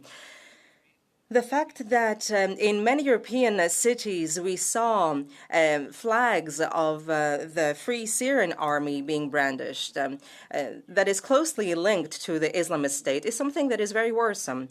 And especially for my country, Cyprus, this is very worrying since Turkey is behind the new regime. So I would like to raise the alarm. Since the worries of so many Syrian immigrants here in Europe have stopped to exist, now they should return to the country. We need to be proactive. We cannot allow illegal migration to become a fifth column in our European countries. Madame Strack-Zimmermann, you have the floor. Thank you very much. Hohe Vertreterin, es ist mir eine Freude. High Representative, it's a great pleasure to see you here today. Well, we were happy when we heard that Assad had gone. Hopefully he'll be happy in Moscow. But I think we need to reflect on what Europe's done during recent years. How could we end up with this vacuum? How could we see Russia move in that way and support the brutal Assad? I mean, we know what Russia gets up to. We've seen it in Ukraine as well. So Europe now has an opportunity to help to achieve stability in Syria. I mean, that would be a good thing for Europe too. Ladies and gentlemen, we'll see whether the Islamists genuinely want to work for the future of Syria rather than suppress people, as has taken place in Afghanistan. Europe can make a contribution, also a diplomatic one, and we could help Syrians rebuild their homeland, and the Syrians who are in Europe could help to be a bridge between the two continents. But Europe needs to be present in Syria. And, High Representative, I'm sure that you're the right person to represent Europe on the world stage and in the Middle East. Thank you. From Madame de Mirel from the left. Do you accept it? Hier. Madame de Mirel, you have the floor. Wir können Deutsch sprechen. Das machen wir doch gerne. Thank you very much, Mrs. Strack-Zimmerman. Thank you for taking the blue card. Now, I would say that the Syrian people long for equality, democracy, peace and justice. They have been through too much suffering. For decades now, in Syria, it's not only large powers like Russia and the US who have been active, it's also Turkey that's sending in jihadis. Israel's been bombing various areas. And Germany has, with its government, been involved in delivering weapons to Israel for months now, and they're proud of it. And Germany is also the speaker is interrupted by the president. So how are you going to contribute to stability in the region by delivering weapons? Thank you very much. You've spoken for a long time, says Ms. Strack-Zimmerman, without asking a question. But the situation is very complex, and Europe needs to play an appropriate role, which it hasn't been doing during recent years. All of those involved need to sit down around a table. And when it comes to Israel, Israel suffered bombardment from Syria for decades, and has now been destroying chemical weapons supplies to ensure that they don't fall into the hands of Islamists, so that they can no longer be used for the purposes that Assad was using them for. I'm sure that Mrs. Kallas is the right person to represent Europe and help to bring peace. And I think we agree on the fact that people need peace, they need security, and they need the opportunity to live in peace and freedom as we have in Europe, regardless of which religion they profess. Thank you. Our next speaker is Madame Strick. Hi, Representative, welcome. After 50 years of repression, escalated in a 13-year-long brutal war, the Assad regime has fallen. Finally, Syrian citizens have a chance at building a safe and free country, and the EU must do everything in its power to help make that really happen, and also to hold the Assad regime accountable. But we're still far from true celebration. Look at the unstable situation, the unlawful attacks by regional actors, and the level of destruction. Yet EU countries who often take years to decide on asylum claims now rush to premature decisions, freezing asylum examinations and even announcing deportations of Syrians. This is harming Syrian people who cannot return in safety now and are still entitled to protection. But it also sends a dangerous signal to neighboring countries like Turkey and Lebanon. A sudden massive return now can only further destabilize the country. So what the Syrians need is full support, safety and protection wherever they are. They have suffered enough. Thank you. Thank you very much, Madam. Mr. Georgiou. Kyria Kallas. Ms. Kallas. Dictator Assad has finally fallen, and celebrations have erupted, like in Iraq and Libya. Of course, we saw the consequences for the peoples of those countries. So those who were considered to be terrorists until yesterday and cold-blooded murderers, and now they have been rebaptized, rechristened as guarantors of freedom and peace. But for years, the EU was silent. Of course, it was not Ukraine. It was a different country. But this is the stuff of nightmares. There is a clear risk of the country being torn into pieces. Russians, Americans, Turks that are striking targets, Kurdish targets. Israel that wants to invade and create the greater Israel. The EU, as usual, is absent. So you should do the minimum. You should assist the Syrian people by deciding themselves about the future. You have the floor. Уважаеми колеги, colleagues, I don't know whether you've noticed this, but the state of Syria has died. In its place, there is a melting pot of militant jihadists, Kurds, Druze, and all sorts of agents of foreign interests. This explosive combo was created by the US, Turkey, Israel, and Great Britain. Generally, every time a so-called civilized country decides to mend the situation in what it calls uncivilized countries, we witness a total breakdown and many people die. 20 years ago, the US promised to democratize Iraq, but instead assisted the creation of ISIS. Then the West decided to democratize Libya, but instead opened Europe's gates for hundreds of thousands of illegal immigrants. Today, the same Western civilizers took a jihadist, Mohammed al-Julani, removed his garments, cut his beard, and proclaimed him a liberal Mother Teresa. And they're telling us how civilized he's become. Once upon a time, the US treated Osama bin Laden in the same fatherly manner because the US was sure that he would always carry out their orders. We all know what that led to. I don't think it's going to be any different today. Grazie. Thank you. The voice that is rising out of this parliament is one that is obviously dreaming and hoping for rule of law in Syria, but we know that the path is extremely difficult. We have divisions, huge ones within the country, and huge division even amongst all of those who are outside of the country and who have chosen their interlocutor in that huge splintering of society. Now, it's true that everyone picks their preferred ally, and so that's going to be extremely difficult, dear Vice President. And when it comes to risks, there is a specific one, two stakeholders in Syria that have divided, and that is Russia and Turkey. But between the two, there's a huge difference. Russia is not our ally. It recently invaded a non-EU country, and Turkey is our ally in NATO and invaded an EU country, Cyprus. So we have to decide with whom shall we stand for peace in Syria, understanding that Russia and Turkey, divided on all things, have one point that they agree on: damage Europe.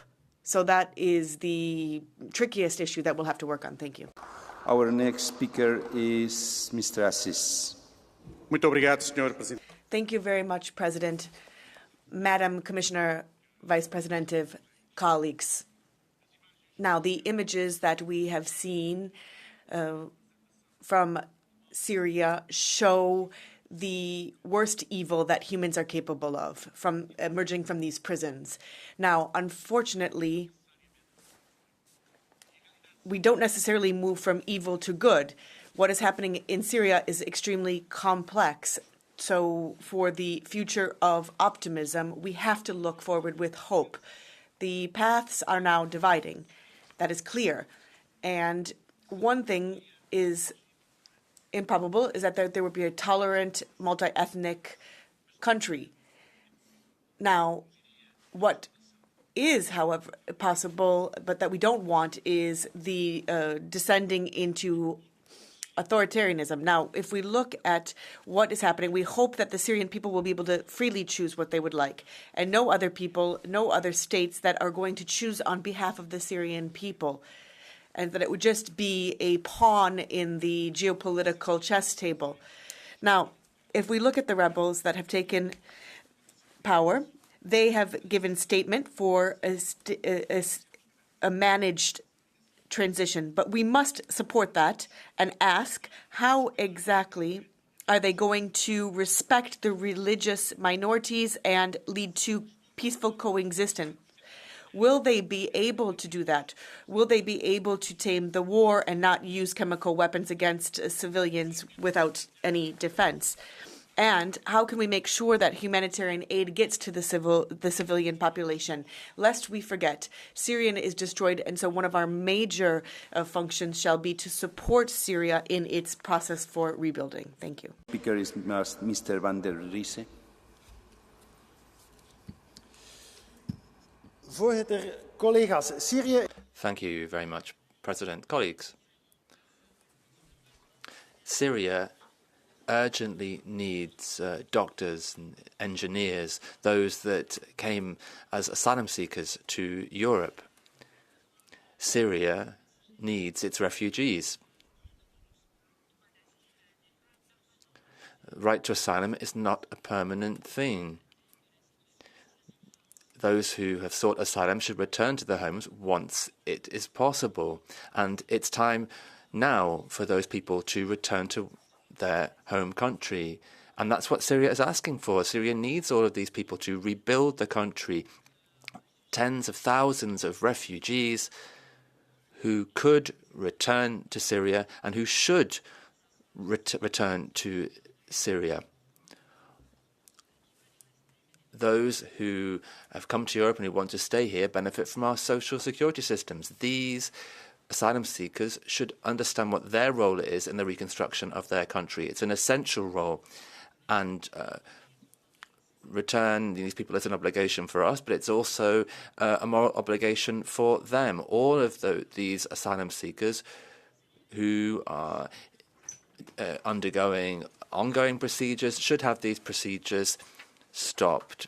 It's the time for them to return, and this should be done without discussions, no excuses, no exceptions. Speaker is Mr. Tinnikkinen. You have the floor. Mr. President, after years of war in Syria, Assad's criminal regime collapsed in just 11 days. The years have been devastating. Since the start of the civil war, around 4.5 million Syrians have fled to Europe.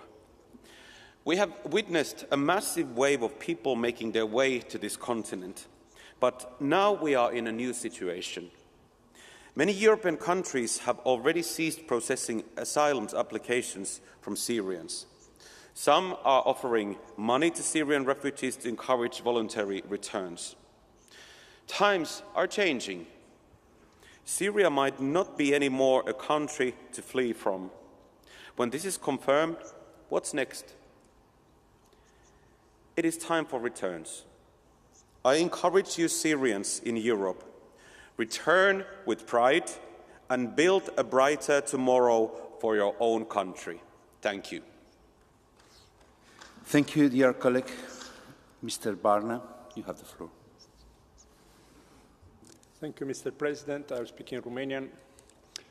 Căderea regimului Assad în Siria reprezintă un moment. The fall of the Assad regime in Syria is an extremely important moment for the country and the region. For the victims of this brutal dictatorship, we need to recognize the immense suffering that they have experienced. I myself was born in a dictatorship, and I respect and admire the will of this people in the face of difficulties which are impossible to imagine for those who live in democracy. However, at this time, we must recognize that Syria's future is very fragile, and examples in the region don't give cause for much hope. This is the first step towards peace and stability, which are very much needed, but it's a very difficult path. The European Union has a crucial role to play in this process. We must be involved in smart regional diplomacy, promoting dialogue and cooperation to help rebuild Syria. We also need to commit to providing humanitarian aid to Syria. There are many examples from recent history which show us how important it is that Syria must not slide back into chaos. Together, we can help build a society based on justice, democracy, and human rights, even though this may appear to be a utopia. This is the first test for new European diplomacy, and the President has interrupted the Speaker.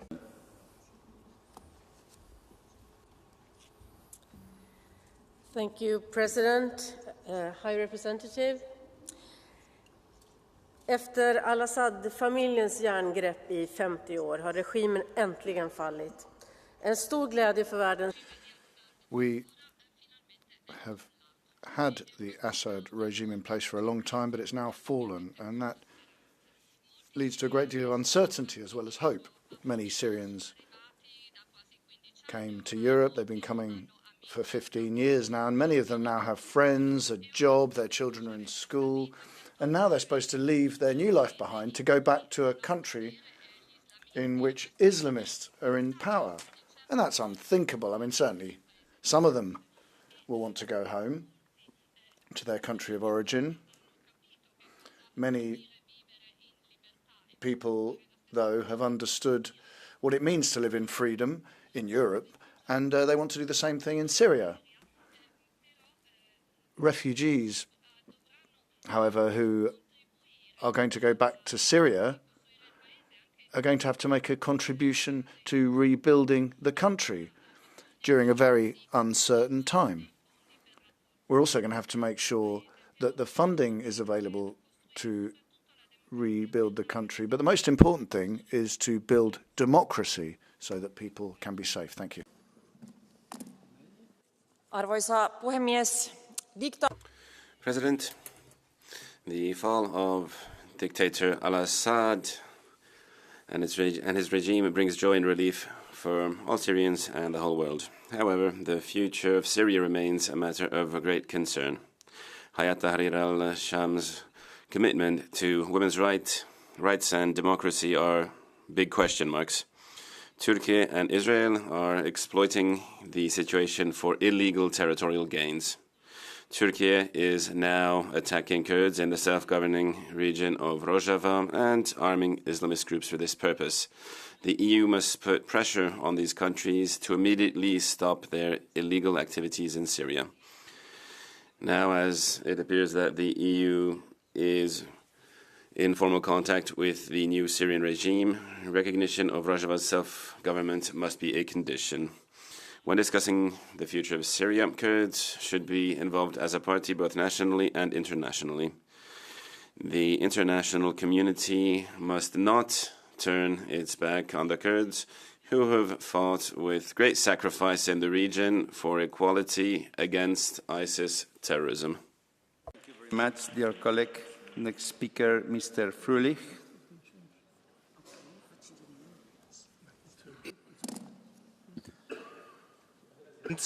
Die Ära Assad ist beendet. So the era of Assad has come to an end, and there's a reason to be happy. But if we look at al-Jolani, he is an Islamist, and the fact that people are celebrating this shows just how morally bankrupt our elites are. And this is somebody with millions of dollars of bounty on his head. And in the worst case scenario, this could be a second Libya with another civil war. This could be a nightmare, especially for our Christian brothers in the Levant. But for us, it means even more mass migration. Europe is geopolitically impotent, and here we could see more conflict, and it's therefore a catastrophe. And what we need to do is deport Syrians. Their homeland needs them. Our boat is full. We can't deal with this. And otherwise, we will have a Syrian civil war here right in Europe. Thank you. Mr. Papadakis, you have the floor.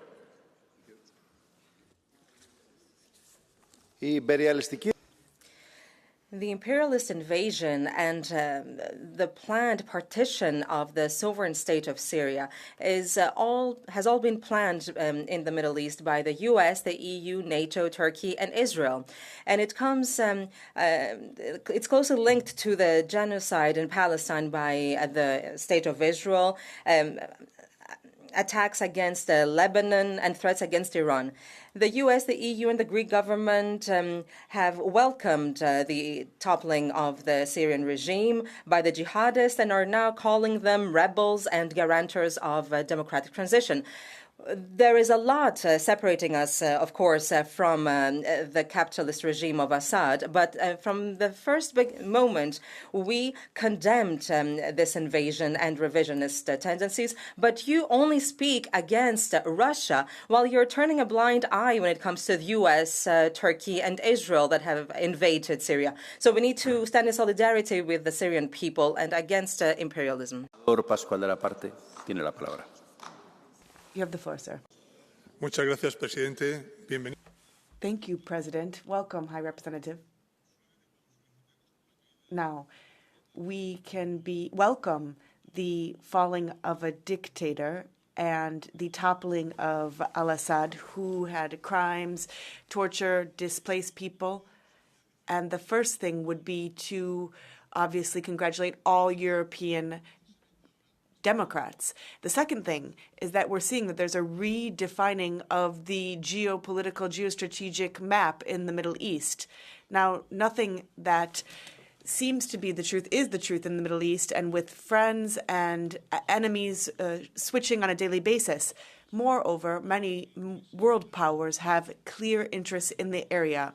In the face of this, the EU, we can see obviously the uncertainty that persists there now with the toppling and with the Salafist Islamism and violation of human rights. We must be very cautious and prudent as we approach the situation. We must demand, as the High Representative stated, the territorial integrity of Syria, respect for human rights, guarantee the independence and sovereignty of the territory, and assist those who have been displaced that are suffering the most by increasing our humanitarian aid. We should not open a debate within 24 hours' time following the toppling of how the individuals should be returned to the country. What we should look at now is a democratic regime that respects religious and racial minorities as we wait for further events to unfold. Thank you. You have the floor. Grazie, Presidente. Cara Alta Commissaria. Thank you, President. High Representative, colleagues. Well, we don't yet know what's going to happen in Syria after the fall of the butcher Assad, but we know the scope of the crisis that was already underway. It's a devastated country that needs to be rebuilt. 16 million people, two-thirds of them children, who need humanitarian assistance. There's a mosaic of ethnic and religious minorities that require respect and would like autonomy, like the Kurds, who, having helped us fight Islamic State, now risk being targeted by Turks and radical groups at the same time. From the start of the civil war, half the Syrian population have had to leave their homes, and 7 million of them are internally displaced, and 6 million of them are refugees or asylum seekers abroad. Are they all in Europe? Absolutely not. 3/4 of the refugees are in countries that border Syria, 3 million just in Turkey. And during recent months, 500,000 Syrians have been forced to go back home from Lebanon, fleeing bombs, a crisis within a crisis. In Europe, according to the European Asylum Agency, in September of this year, asylum requests from Syrians were fewer than 180,000. Now, we don't know what's going to happen, but many European countries have already decided. They've suspended the assessment of asylum requests. Austria is already thinking of sending people back. In addition, this is a trend we're seeing everywhere in Europe relating to asylum in general. Warsaw, first and foremost, who is about to take on board the presidency of the Council, and the Commission doesn't seem to mind this development. Now, we don't know what's going to happen in Syria, but what we do know is that it's time to protect and support the Syrian people, not leave them to their own devices or kick them out. Thank you. Thank you very much. Ladies and gentlemen, the Assad regime has fallen, and it's now time for 100,000 from Syrian refugees and millions across Europe to pack their suitcases and go home, and do so now, because we've seen 30,000 Syrians marching on the parliament. We've seen calls for violence from Syrians in Germany as well, and they should leave the country as soon as possible. This is a clear security risk for those people who want to close their eyes to this in Europe. Assad is history, and therefore there is no basis for any protection status in Europe. We should not for one day longer finance these people with taxpayers' money, and it's an absolute disgrace that Mr. Brunner, an Austrian citizen, is warning against deportation. His own party, the ÖVP, called for deportations and promised this. This is hypocrisy. And we all know these methods. Patriots are clear. It is time to act. Now what we need is to return these people, and we should stop this migration to Europe. Thank you. Our next speaker, Mr. Madison. Ja, tere hommikust. Õnneks proua Kallasega saab eesti keeles rääkida. Good morning, everyone. Luckily enough, I can use my mother tongue and speak in Estonian to Madam Kallas. We are very happy that the regime of Abdul Assad has fallen. It could have been more democratic. We hope that the future will be more beautiful, bright, democratic. But historically, this extreme Islamist movement has not been the most peaceful. But let's talk about democracy. Everyone, every society will choose their own way, make their own decisions. It's their decision. But I am interested in the concrete actions. We say that we want to support Syrian future, but what will we do when the new regime will start killing Christians? We want to support them in words, but in actions, what will we do? What will we do when million Syrians are fleeing the new regime because it's not as nice as we hope? Will we protect our borders? Will we do like we did with Turkey before, paying Turkey for closing the borders? What are our plans, B, C, D, if everything is not as bright as we talk about and hope today? You have the floor. Thank you, Mr. President. Dear High Representative, good to see you here in our plenary, Kaja Kallas. De val van het Assad-regime brengt zowel opluchting. Assad's regime has fallen, and many are relieved, but there's much uncertainty for the Syrians. Will the country be in a period of instability? Will it be a time of rebuilding and stability? Will it mean that people can come back to Syria safely? New Syria has some benefits. They have now lost the Russian influence that kept Assad in power. And last week, the European Union requested a peaceful transfer of power. Meanwhile, the UK, the US, Israel, and Turkey continue to act, and they're talking with the rebels that brought down the regime. In Russia and in China, well, we cannot let them decide the future of Syria. The European Union must assume its responsibilities, discuss with Syria so that the real rebuilding can begin, not just for stability and safety, security in Syria and for the whole region, but for Europe's safety and security as well. Thank you. Our next speaker is Mr. Orlando.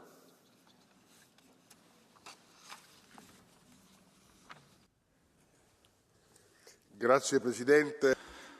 Thank you, President. High Representative.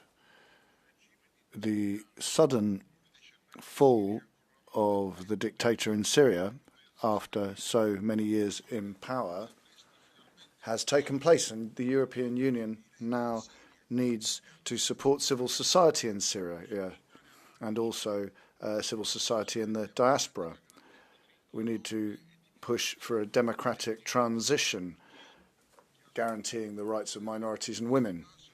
Turkey has played an important role in this phase, but we need to ask them to call on them to stop attacking the Kurds. We need to make sure we have a presence on the ground to ensure that civil society can be properly involved in the transition. They're the only ones who can move the country towards democracy. We also need to look out for the rights of Syrians in Europe. We need to maintain their guarantees. There's also a UN resolution which needs to be respected. And we need to do that so that the Syrian people can decide their future.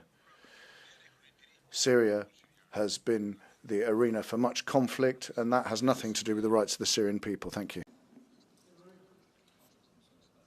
Thank you. You have the floor. Merci, Monsieur le Président. Thank you very much, President. The 8th of December 2024 marked the end of the reign of the Assad family. Syrian refugees, for the first time, are contemplating and dreaming about returning to their country, a country with the scene of so much torture. Syrian territory has been a scene of clashes, interventionism, and we need to support the Syrian people in aspirations for freedom, dignity and justice, respecting all of the diversity and religious minorities in the country. Many people are seeking to divide. But with a neighbor, Israel, which we have a neighbor, Israel, which is bombing Syria. And how can this be taking place? How can we dream of a future when so many Western countries are trying to define their priorities and prepare Syrian refugees to return to their country? We need to support Syria in this fight. Thank you. Firmenich, you have the floor.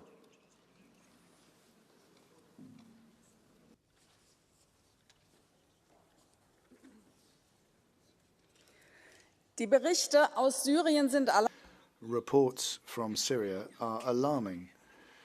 HTS, the branch of Al-Qaeda, together with other terror groups, has taken power, and there is a threat of Sharia law there.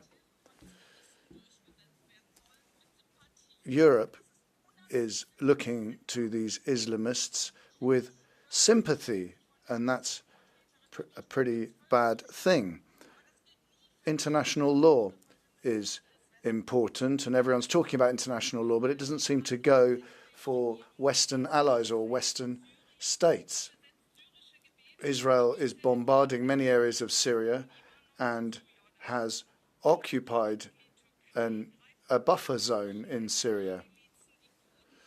NATO member Turkey, together with IS militias, is bombarding the Kurds. The EU constantly talks about the values of our community, but we have lost all credibility. Our foreign policy is a bloody farce. Thank you. El señor Burgallo. Mr. Bugallo. Muchas gracias, Thank you, President. Representative. Este Parlamento e esta This Parliament and this EU frequently is just a talking shop. And when Bashar al-Assad fell, we knew precisely what needed to be done. Stability, multilateralism that is realistic, that doesn't abdicate rights. Europe is the best in terms of humanitarian aid in the world. And now the Syrian people deserve more than just hope. Having a future does not mean just waiting. We cannot just consider this a moral or geopolitical imperative. It is an imperative for the EU and our values. Now, what is happening in the region, we can see that there is not peace in this land, but it is also a question of security for us of Europe. The High Representative yesterday presided over the Council, and what we've seen is that the crisis there increases fundamentalism. The region has victims on a daily basis, and this European Parliament stands with those victims. But we also need to be clear-sighted in terms of the threat globally that could involve European lives. And the European Parliament must be attentive to this as well. In international policy, we cannot... I would like to just give a quote. To let it be. Muito obrigado. Thank you very much. Burgallo. Mr. Glucksmann, you have the floor. Merci. Madame la Haute Représentante. Thank you.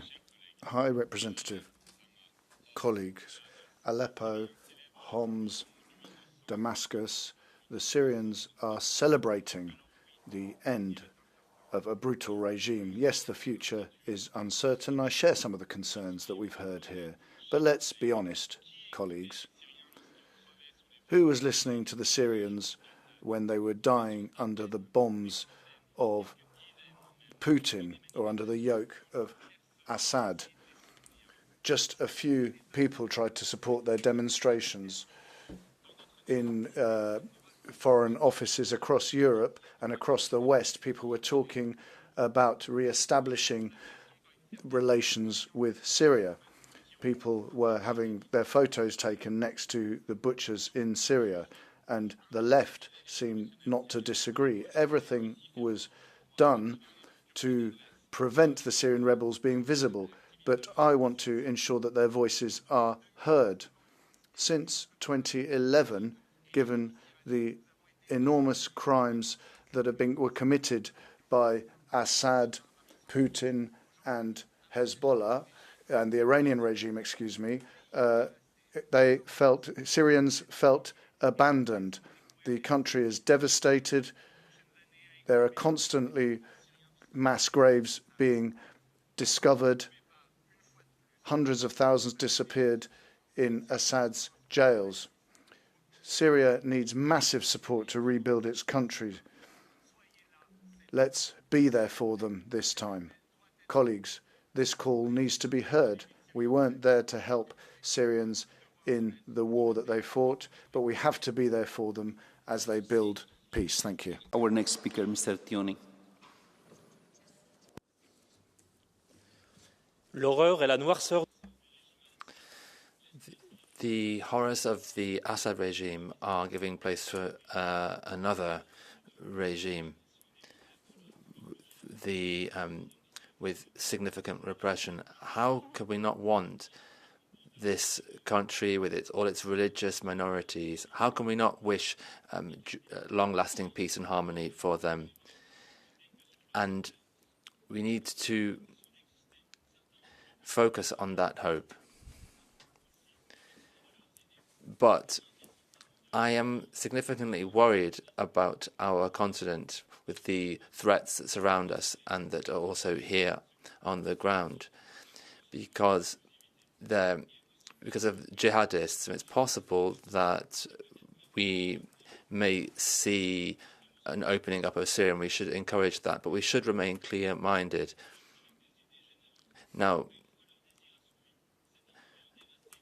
we have a devastated Middle East, and this is something that we need to take into consideration. Very much. Our colleague Kanko is the next speaker. Thank you, President. Madam High Representative, we all agree that Assad was bad news. Bad news for Europe and certainly bad news for the people in Syria and in the region. We should all know that the HTS is no better news. Not for us and not for them. The fall of Assad means less fuel for Hamas and Hezbollah, less power for Iran, a new balance with Russia in the region, and an opportunity for something else. That good news is only one side of the coin, because the tyrant is replaced by Islamist jihadists. That remains a threat. So while we can indeed rejoice in the fall of Assad, we cannot see any promising future for Syria, and even less so for women, Christians, religious minorities, and Kurds today. We must be vigilant. How will you navigate between optimism and realism in this situation? How will you work with our transatlantic allies? The danger of European jihadists who went to fight us always try to come back to Europe. For that, we must protect our borders and be clear they must stay there. Madam Kallas, your Christmas menu doesn't look very good. When we look at the situation in Ukraine, at the crisis in the Middle East, at the situation in Africa, you really have a lot on your plate. But in this Parliament, we stand ready to work for you, for security, and for a better future. Thank you very much. Thank you very much, dear colleague. Mr. Guetta, you have the floor. Ce n'est malheureusement pas impossible. Unfortunately, it's not impossible that new Syrian leaders could end up repopulating the prisons and imposing the hijab. But how can we be certain about that? Why should we rule out the idea that they want to rebuild their country rather than plunge it into further bloodshed? Why should we believe that they aspire to impose in Damascus the theocracy that is falling apart in Tehran? we've got these people who are opening up the doors of the prisons, and Syrian men and women are supporting them because their victory has marked the end of the rule of brutality in Syria. Nothing can be excluded, but for the moment we're seeing that Putin is not invincible, and there is a suspicion that the strange levels of concern that have accompanied the freeing up of Syria are just an effort to forget the shameful alliance that brought the Kremlin, Iran and the far right together. Thank you. Thank you very much, President. In Syria, with the fall of tyranny, the dreams have come true for many people who protested during the Arab Spring, a democratic movement in Egypt, in Libya, in Syria, but also in Europe, in Spain, where many of us mobilized on the 15th of March in that same year. We've seen so many missing people, so many people tortured. Now we see a stage of hope. But there are also risks. What can we do here in Europe? First of all, we should not turn our back on Syrian refugees, as the far right are calling for. We should also demand that the Islamists respect minorities and women, but also from Turkey we need to have respect for the Kurdish people. And also